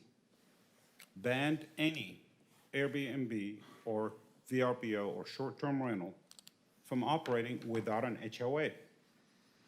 HOA is a very, very effective way of regulating such an issue. 4-season condominiums is an apartment-style condominiums community. The HOA took care of that. They held their community Airbnb free because there's a lot of seniors there. It works. One pops up, $500 fine, it's over. And that's very easy. I appreciate it. Don't ban it, regulate it. Thank you, sir. Thank you, guys.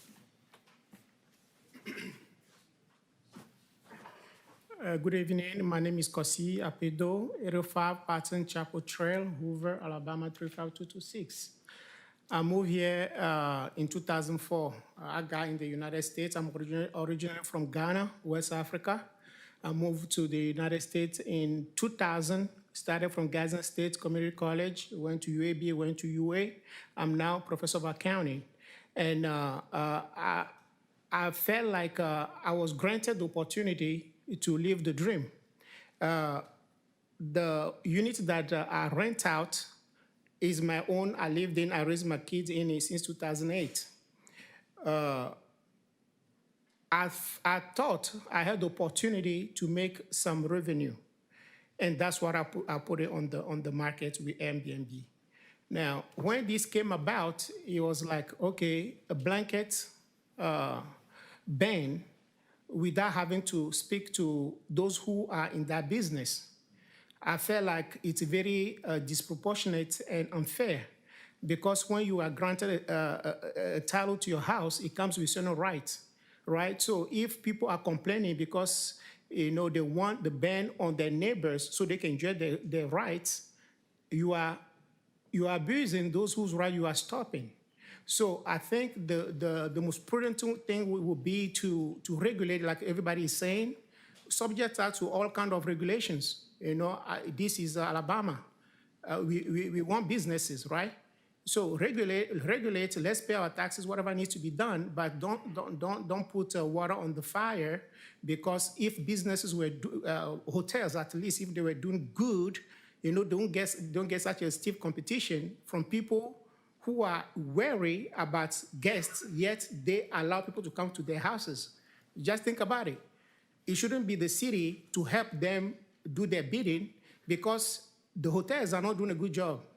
I travel all over the country and I take Airbnb. And so the thing is that you guys are doing a good job. Give us the opportunity to come to the table and make suggestions as to what you guys can do to let us be under regulation and enjoy our rights and do business in the process. Thank you. Thank you, sir. Mr. Smith. Yes, sir. Gene Smith again, 1080 Magnolia Run, 35226. In the last quadrennium, I was able to call 4 of you colleagues, and I still consider you friends, as well as the 2 older members that just joined. I haven't had the opportunity to meet Ms. Driver yet, but hope to soon. In the last quadrennium, we worked diligently to try to find a document that we could have passed then, and we couldn't find it. Not enough to where we had the votes to be able to pass it. I would like to say that I'm more than proud that the combination of you have found a document and the wording that may rectify some of these issues. You're never going to make anybody happy with something like this in the very beginning, but I think we all know that after it goes into effect, you're going to see various things come to light, and you can always come and adjust the ordinance. If you find something that isn't appropriate, then you can adjust it, and I think getting this started is a great first step. Thank you. Thank you, sir. Ms. Washington. I'm Jama Hoffman at 2172 Black Ridge Road, Hoover, 35244. My husband and I traveled the world in the military for 28 years, and when we chose to go any place that we could come to retire, we chose to come back to Hoover, Alabama. We lived in Prattville when he was the commander of the Air Force Instructor School. Our daughters graduated from Prattville High School and went to Samford, and we wanted to come back to we love the caring people, we love the God-fearing atmosphere, and we chose to live in Black Ridge neighborhood. And the reason we chose to live there was because we wanted to have a neighborhood that felt like home, where we would know our neighbors and people would care about one another, and we would have people that would take care of us and that we could take care of. And my husband had to have a hip replacement the year after we moved here, and for 2 weeks I didn't have to do anything. People were bringing me meals and bringing me ice for his ice machine, and the next year I had a cancer surgery, and the same thing happened, all because we knew our neighbors, and they were bringing, and we've only been here 4 years, and this is what happened in just in that amount of time, because we had relationships with people, because we lived in a residential community of people who had relationships with one another.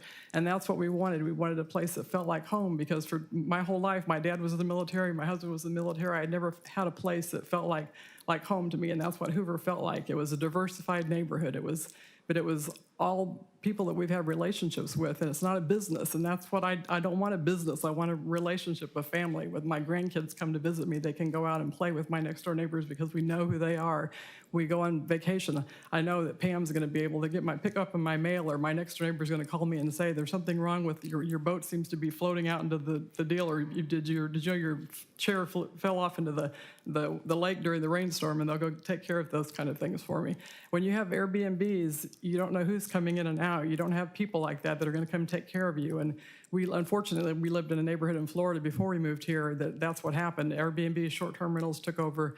Property values went downhill. We were lucky to be able to get out of that neighborhood when we left, but we just saw how we didn't even know who our neighbors were by the time we left there. And I did not want to see that happen when we moved here. And I don't want to see, I feel like I don't want to keep Jordan from becoming a land baron or real estate baron or anybody here, but I keep hearing them talk about their rights. Well, we have rights too as homeowners. We have rights too, and I want our rights to be able to live in a neighborhood, to be able to have our And nobody's talking about our rights, and I just felt like I had to get up and say that. That I feel like we have a right to be able to live in a neighborhood where our grandkids can play, our children can play, our neighbors can know each other, and we can live in peace and tranquility and not have to worry about businesses coming in and out and the things that other people have brought up in a much better way than I have.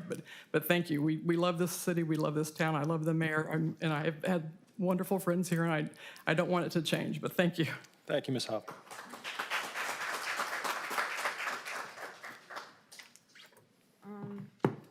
Hello, my name is Layla. I live here in Hoover. I go to school here in Hoover. I live at 3032 Athlete Circle.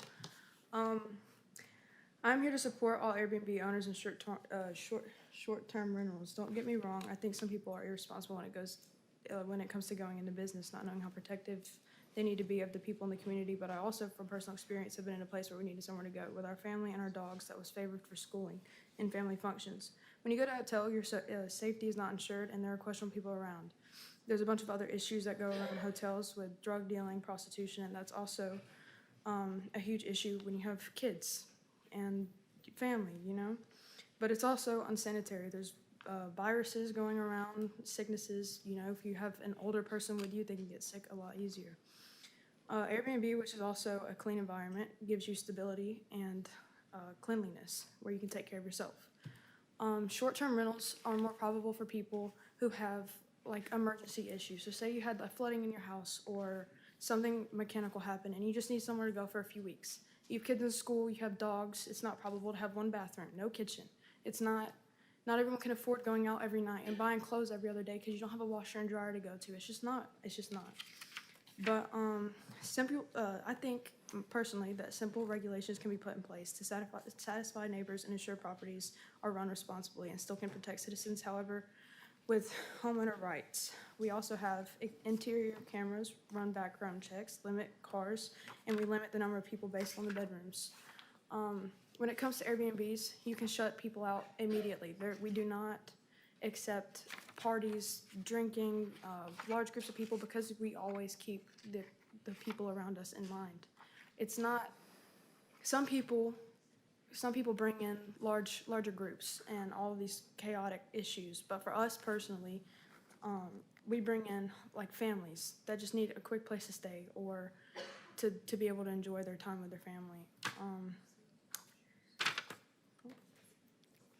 Yeah, we've had no problems with cops or any bad complaints from any neighbors around us. So to the people who are irresponsible, I don't think they should have all of us shut down because they don't know how to make a business. Yeah, that's it. Thank you. Thank you. You did a great job representing your opinion. I could not hear your name and address. Do you mind giving me that again, please? Layla Mix, 3032 Abbey Circle. Very good. Madam Clerk, did you get that? Very good. Thank you, ma'am. Ms. Daigle. Betty Daigle, 5717 Braden Circle. First of all, I want to thank all of you. I know most of you, and I know the amount of time and forethought you put into every decision that you make. I know that nothing comes up here for discussion that was done lightly or without giving it your attention, your thought from all sides of the issue. Those of you that know me know that I love Hoover. I give a lot of time to the city of Hoover because I think it is one of the greatest places that I've ever lived, and we've lived in many places. I've seen my grandchildren raised here, and I couldn't have asked for one day to be better for them. That said, I think there's been a lot of talk about government's overreach and all of this. I felt when we moved here that the promise that was made to us in the city of Hoover was that we were going to have a safe community to live in. There is a lot of emphasis on sidewalks and walkable communities, places where you not only know your neighbors, but as the other lady said, you love your neighbors and you take care of your neighbors. This is something that many of the newer communities in Hoover have really worked hard to build. I live in a 55-plus neighborhood, and I have never lived in a better place in my life because everybody there truly does take care of each other. I wish that for every community in Hoover, and I think that the way to achieve that is to keep our residential areas, and do the types of things that you are doing to bring communities together and help neighbors get to know neighbors. So I would encourage you to not allow short-term rentals in residential areas throughout our city, but to focus more on bringing our neighborhoods together, much like the newer neighborhoods have focused on in the city. And I thank you for your time. Thank you, Ms. Daigle. I see that the line has ceased, but I will ask again, is there anyone from the public who would like to come and speak tonight? Again, I want to thank you for your participation and patience, and for each of your impassioned reasoning for your opinion on this. I do want to call on Councilor Murphy, as he had a statement to make. Yes, thank you, Mr. President, and I'll work to be brief. I want to start off by making just a comment. You know, the public hearing and public participation piece has always been that piece to allow individuals to speak, whether they're opponent or they support of a item. I know many times it's not, correct me if I'm wrong, Mr. President, we've been questioned about where you're not going to say anything. Well, again, I reserve my right to end because I want to listen to what is being said. So I just want to make sure everyone's clear on that particular notion. Also want to just talk briefly about the attraction to Hoover. I've had a pleasure not only serving on the BZA board and school board, but also the president of the school board in my second term here. And the consistent thing I've heard over that time, two main points. I moved to Hoover because I want a good education, my kids, and the safety. Those are the two main components. I'm an engineer, civil. I've been in the construction industry, development, probably a good 20-plus years. One thing I've talked to developers a lot. They make their comps and billing these massive communities based upon two main points: schools and public safety. Those are your two main focal points that drive what we have here. I'll speak for myself, but I'll say when we ran in 6 teams, some of the main points of discussion that citizens had is some of our areas are being neglected because we are not these new communities that have safer places to be, amenities and things of that nature, and they wanted us to really get engaged with that to protect that neighborhood. Hence why the mayor and his office, along with the council, work together to help build parks, making things walkable, everything around that family-oriented environment. If you look at this articles, Hoover City Schools have won the safest city school system in the state at one point in the top 10 in the nation, also including being a top in education in the state of Alabama. Those are the things that drive what we do. Every decision I've made, and we can say they're tough or not tough, is a lot of thought that goes in it. And this didn't start today. I've got a lot of emails. I've asked people to send more emails to me so I can give different opinions about it. But it started in 2018, actually. And I can never forget several folks came here when we did not have anything in place. And they said, hey, would the council, and they were against it, at least work to consider the different options and or look to see, listen to us when this comes back up again. So from that time here on out, that has been a point of reference. So I don't want to mislead anybody to think that has not been the case. Last thing I'll close, Mr. President. My track record of voting, I've been on the unanimous side, I've been on the lone vote side, but each and every one of them has been focused on ensuring we maintain our rota, and that's our rota is having a great family-oriented environment. the top three things that folks talk about why they moved to the city of Hoover. Jefferson County grew because of the city of Hoover, because of the schools. We're almost at 14,000 and growing when the new tracks come on available. So I want to leave it there and my thoughts associated with that, Mr. President. Thank you. Thank you, Councilman Murphy. Councilman McClinton. Thank you. Well, everybody knows I'm pretty outspoken about this, and so I'll explain why. This is about property rights, and the bedrock of our country is about property rights. And I think the city does not have the authority to strip away anybody's property rights. Are there some issues with the STRs? Absolutely. I got some friends of mine who have issues, and I wish we could find a way to solve that. But I don't think the way to do this is through this right here. I think there's a better way. By doing this right here, we're looking at probably 60 or 200 or wherever that number is of small business owners, putting them out of business. I don't think if Airbnbs are so bad for neighborhoods, and by the way, I would not want one by my house either, but I don't want to violate someone's rights. If it's so bad for homes, why is it so good for apartment complexes? I don't understand that. I think that we can do better as a city. I think we should have all stakeholders involved, those who want to rent, those HOAs, Airbnb, and let's come up with a better ordinance that respects the property rights of both sides so we all can have that Hoover we want to have. If we're going to be a destination place, guess what? People who are under 35 and 40, they come and go to Airbnbs. The Hoover Metplex is a fine example of all that. We have over 200 teams, not 200 people, 200 teams of 20 and 30 coming into Hoover.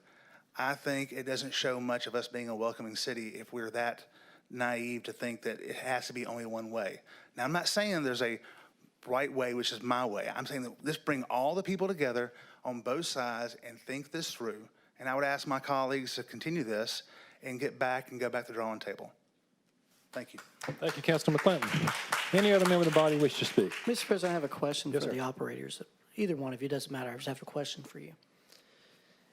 You mentioned, I've heard you both mention some things I just want some clarification on. You mentioned deplatforming and you mentioned locking people out. I don't remember who mentioned that. Talk a little bit about that if you don't mind. Yeah, go ahead.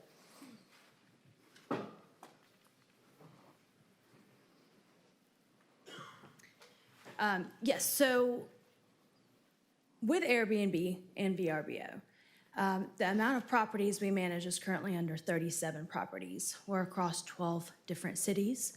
We have a direct liaison that is assigned to us from Airbnb and VRBO due to the amount of properties that we manage. The city of Hoover has been offered that by Airbnb, where you have a direct liaison that could be contacted, and if there's any violations from the rules of what Airbnb upholds, meaning they have zero tolerance on parties, they have zero tolerance on traffickers, and they also have the systems where they cross-check, background check, sex trafficking check, and terrorist watch. So those platforms do choose that. We pay extra for that service, but that liaison does have the platform and the power and the authority by a click of a button to deplatform a violator. What enforcement do they do? Do they go to the house and physically remove Yes, the there has to violator? be there has to be a documented report for that violation, yes, Do sir. they use the police to do that, or do they do it on their own?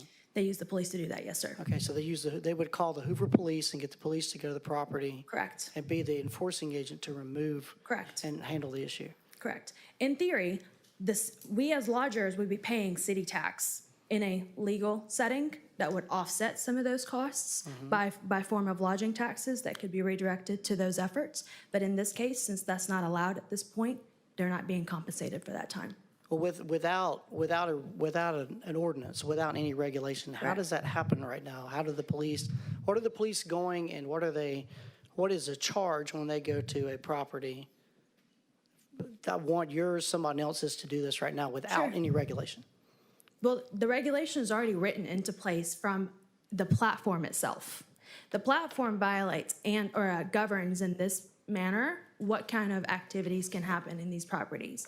That includes a multitude of different lists, which we've provided to Councilman McClinton with Nia Brown, who's a direct contact with Airbnb, and I'm pretty sure she's also sent you a very detailed record of that process. but typically you would call a report and Do complete you, that. do you own properties in other states, other No. cities?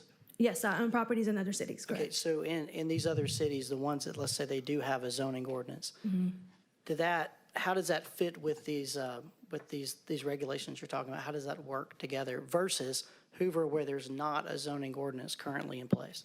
Well, I can't speak to that because none of my properties or 4,000 states have ever been reported to the police That's good. That's good. Thank you. because we're operating legally. Thank you. Very good. Thank you, Mr. Posey. Any other comments from members of the body? I would ask Mr. Posey if you would state your original motion, and if we could get a second to that for approval. Mr. President, I move for the adoption of ordinance number 23-2592. Second. We have a motion and a second. Madam Clerk, please call the roll. Mr. Posey? Aye. Mr. Sweeney? No. Mr. Driver? Aye. Mr. Murphy? Aye. Dr. Middleworks? Aye. Mr. McClinton? No. Mr. Lyda? Aye. With a vote of 5 ayes and 2 nays, the motion carries and the ordinance is adopted. Let me say, what you witnessed tonight was one of the greatest representations of representative democracy I've seen in my 10 years here. The dialogue that we had and the comments that were made, the respect that was shown to each person sets, Mr. Smith, what I think, with all due respect to our last term, sets a benchmark in the way these things should be done. So hats off to my colleagues and to members of the public that were here, but I wanted to add that and thank you again for the manner in which we all addressed that tonight. We'll now move to item number 12, resolution number 6884-23. Mr. Corley.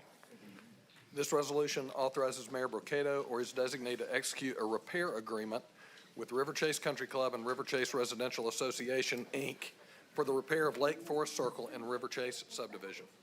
Mr. President, I move for the approval of resolution number 6884-23. Second. We have a motion and a second. Let's pause just for a moment if we can and allow those who would like to leave time to exit.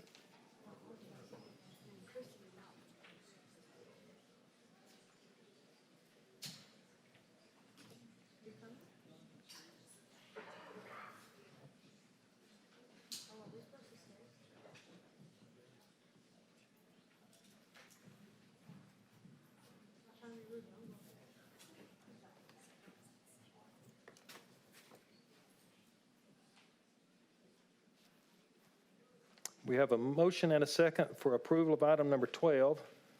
Any comments or questions from the body on this item? Seeing none, any comments, questions from members of the audience tonight? Yes, sir. If you could come up, please, and give us your name and address, and you're recognized for 3 minutes. My name is Thomas Van Ness. I live at 3117 Paradise Acres, 35244. My question is, what exactly is this repair about? And what caused it and why, if this is a private property, is the city dealing with this? It's actually a public street. Is Mr. Reeves here? Yes, sir. You want to address the gentleman about, maybe speak to the fact of public street and public right-of-way in relation to the repair? Yes, sir, you are correct. In our review of the annexation agreement, this is a public street, public right-of-way. The damages to the street occurred during the October 6th flood event, and the purpose of this agreement is to address and repair those issues. Okay, and as I understand it, we, at the city of Hoover, annexed this property, this subdivision, after the October 6th? Is that Street, correct? sir, the street is in the city of Hoover. We don't need to It has annex the always street that been we're in already, there? yes, sir. Okay. It's a city street. That was just something I'd heard and I wanted to find out for sure. That's it? Thank you, sir.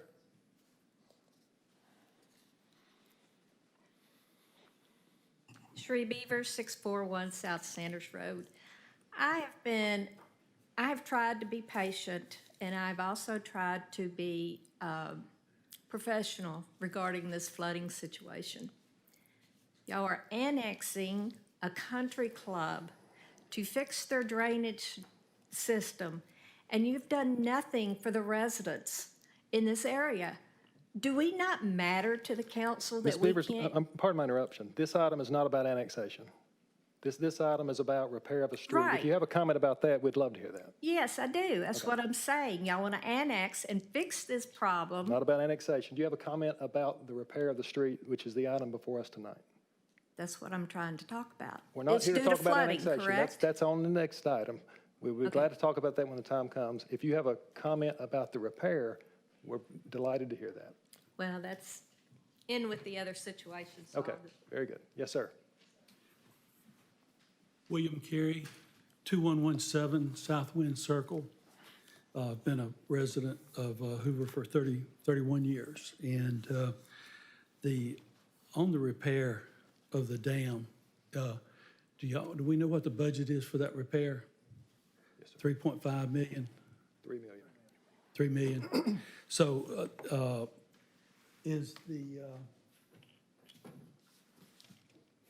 this is a photograph of the dam, and there's a large gaping hole in the dam. So you got two things going, in my opinion, maybe there's two things going on. You've got a road on top, but I think the dam, as it relates to this lake, is that private property? Mr. Rice, do you want to address that? The dam itself, as it currently stands, is private property. The road on top of the dam and the public infrastructure that's inside the dam exists in a public right of way. So the question that I have, and I'm not trying to be adversarial, Sure. but we've got a lot of problems in Indian Valley Lake that have gone unresolved, and $3 million goes a long way to do a lot of stuff. So I think the question that seems to be being raised here, if we're going to commit $3 million to repair private property, that's wonderful. And I'm glad that River Chase is getting that. But we've been paying taxes for 31 years. I don't know about the country club and all that other stuff, but what I would say is tonight we're setting a new precedent that we are doing work, the city of Hoover, contrary to what we've been told by engineering, the city attorney, we can't do work on private property. So I'm very thankful that we're doing that because there are a lot of problems with these lakes, including sewage spills into Indian Valley Lake that feeds the Cahaba River. So the sedimentation issue. So anyway, I'm delighted to see that the city is now, and I'm glad this is on public record, that we are doing work on private property. Thank you. Just to clarify, sir, if I may, the item before us is to repair a street. That is a public street. Thank you for your comments. Anybody else like to speak tonight? Yes, sir. Hi, Steve Grondin, 199 Trace Ridge Road, 35244. I do not know, the repairs are to the dam according to the item on the agenda. I understand they're to support the road that goes over the dam, but have other alternatives been considered? Lake Forest Circle is actually a circle. We could actually cut it and not put the road over that area. It would not restrict access to anyone's home. They would not be cut off. Had we considered building a bridge instead of fixing a dam? Thank you. Mr. Rice, do you want to give a brief synopsis of where we've been over the last, year and 3 months in talking about this? The short answer is yes, but let Mr. Rice articulate those. Yes, sir, with the caveat that if I say anything incorrect, I'd ask Mr. Reeves to please set the record straight. So we've evaluated a number of different options. As I mentioned previously, there's public infrastructure that is housed within the dam. There's a Birmingham Waterworks line and a City of Hoover sewer main that run inside the dam. So we actually evaluated the possibility of doing exactly what the gentleman proposed, and that's just cul-de-sacing both sides short of the dam and allowing access that way and not having a complete loop. The problem with that is multifaceted. One is public safety access, school bus access, garbage trucks. Yes, they can get there, but they can't get there as quickly and efficiently as they can get there with the road as originally designed. We have to remember that that road was platted and approved based on the way it was built and not with a cul-de-sac on each side of the dam. There's probably a reason for that. Secondly, we could do those things. We could build a bridge, we could build cul-de-sacs, and change the access pathway, but that does not restore the integrity of the infrastructure that's there. And so over time, with more rain, which we seem to be having, the dam will continue to erode, and eventually it will impact that infrastructure. And while we are not responsible for the water line, we are 100% responsible for the sewer line. And if and when it fails, it will cause a major environmental concern, and it will be transmitted across or through Dodd Branch, which is what's intended to be a stream on the other side of the dam, and into the Cahaba River. And that will impact, I think it's very reasonable to estimate that that will impact our ADM permits and certainly quality of life for Hoover residents, for Shelby County and Bibb County residents, and everybody else who's downstream of us. And for those that are inclined to consider this point, the biodiversity of the Cahaba River is second to none on our continent. There's not another body of water on the North American continent with the biodiversity of the Cahaba River. And if we're going to be custodians of that, it's important that we protect that infrastructure. Thank you, Mr. Rice. Yes, sir. Mr. President, can I ask Mr. Rice a question? Yes, sir. Okay, one important thing with this is that it's an agreement between multiple entities to pay for this. It's not the city going and saying, we're going to pay these tax dollars, and that's it. We have repayment from two entities over time to recoup these funds for this repair. That's correct. We pursued federal relief. Unfortunately, the state of Alabama is and I know the council's aware of this, we're the only state in the United States that does not have the appropriate dam regulations that allow us to access federal funding for this repair. We don't have a dam monitoring process, et cetera, so we're not eligible. We're the only state in the country that's not eligible to seek federal funding for this type of infrastructure project. There's no state funding available, so this came down to a local solution. And that solution is let it erode and continue to deteriorate and face the things that we've already described, or find a way to fix it. And while this does essentially involve the city fronting those funds, because of the annexation of the country club property and the ad valorem and sales taxes that will be added, we will recover these funds. It will take probably 30 years to recover these funds, but we will recover them. Some of the other examples that have been given do not involve new annexation, do not involve public infrastructure, do not involve a declaration of a public purpose. So they're materially different than the issue that we're considering here tonight. And it can't be lost in the conversation, this annexation also provides the tangential benefit of new ad valorem revenue to Hoover City Schools.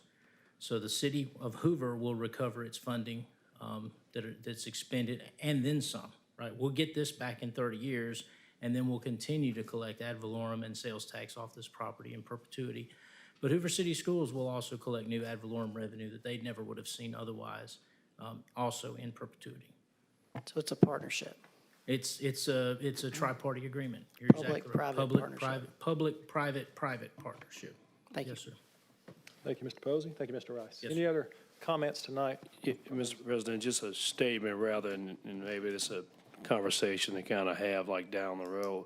Just, keep in mind, everyone, like in many cities and counties, you're going to have right-of-way contentions, access, Ved Street, 20 foot over this way, 40 foot over this way. That's practical. Even on private piece of properties, if you have to move from one end to the next because lack thereof the ability to go that direction, you have easements that are set up and signed by entities quite a bit. So I just want to be clear on that piece. Right-of-ways and easements are part of life of cities to get from one end to the next, including utilities. Thank you, Mr. Murphy. Ms. Thomas. KT Thomas, 1426 Scout Trace. I'm not bringing it up, but Mr. Rice brought up annexation. And I believe annexation is one of the whereases in this resolution. If you go through it, it talks about the fact that the HOA, the RRA, and the golf course will not fix the dam, which apparently is their property, not the city's property. So what's going to happen is the water will go out, and obviously that hurts the homeowners who live on the lake and diminishes the value of the golf course. But they can't afford to do it. They're going to kick in $150,000, according to the whereases, and all of this is contingent on this being annexed. So no matter whether you want us to talk about the second one that's annexation, it does say annex in this resolution. It does say This item that. is not about annexation, but. No, but it does say that the property will be annexed, okay? So what we're saying when we say that is, this property is not in the city of Hoover. And I realize the street is, but the rest of it is not. So I think that the comment that we heard from Mr. Carey a moment ago, this is private property, and it's not in the city of Hoover. Ms. Thomas, And that is incorrect. So I need to correct you on that. This property is in the city of Hoover. The golf not course for is in the of Hoover. city of Hoover. Yes, ma'am. And the dam is in the city of Hoover. Yes, ma'am. So then why is annexation an issue? Annexation is the next item, and we'll be happy to Okay, talk but about it's that. in this one. Mr. Rice you. just brought it up. Okay, so the point is, it says in your resolution that you are debating that it's private property, that it is not in the city of Hoover, and that a lot of the mechanics of this are contingent upon the annexation. So I think you can understand why people who have been concerned about stormwater issues and flooding can't understand, and I don't have a flooding problem, but can't understand why the city is going to go out of its way to go to private property, which is one of the reasons that are commonly given that we can't fix flooding in Hoover, and why private property, and then this isn't technically right now in Hoover. A piece of it is the road, but the rest of it isn't. So you can see, I want it fixed for these people. I think it's horrible, but I want it fixed for everybody in this city, not just because we're gonna eventually annex something and get our money back. Thank you. Thank you, ma'am. Anyone else like to comment tonight? We have a motion and a second for approval of the resolution. All in favor say aye. Aye. Any opposed, nay? The ayes have it, and the motion carries. We will now have a first reading of ordinance number 23-2593. Mr. Corley. This ordinance authorizes the annexation of certain property located in Shelby County, Alabama, as requested by the owner of the property, River Chase Country Club. A public hearing is set for February 20th, 2023. We would like to entertain a motion for consideration for immediate adoption. Mr. President, I move to suspend the rules for immediate consideration of ordinance number 232593. Second. We have a motion and a second. I remind the members that this does require unanimous consent. Madam Clerk, please call the roll. Mr. Posey? Mr. Sweeney? Aye. Ms. Driver? Aye. Mr. Murphy? Aye. Dr. Middlebrooks? Aye. Mr. McClinton? Aye. Mr. Lyda? Aye. With a vote of 7 ayes and 0 nays, the motion carries, and we will now take the item for immediate consideration. Having read ordinance number 23-2593, I will consider a motion for adoption. Mr. President, I move to adopt ordinance number 23-2593. Second. I have a motion and a second for adoption. Any questions or comments from members of the body? Comments from the audience? Seeing none, Madam Clerk, please call the roll. Mr. Posey? Aye. Mr. Sweeney? Aye. Ms. Driver? Aye. Mr. Murphy? Aye. Dr. Middlebrooks? Aye. Mr. McClinton? Aye. Mr. Lyda? Aye. Vote of 7 ayes and 0 nays. Motion carries. The ordinance is adopted. We'll now move to item number 14. A first reading. Actually, we've been asked by Mr. Martin. Mr. Martin, if you would come forward, ordinance number 23-2594, Mr. Corley.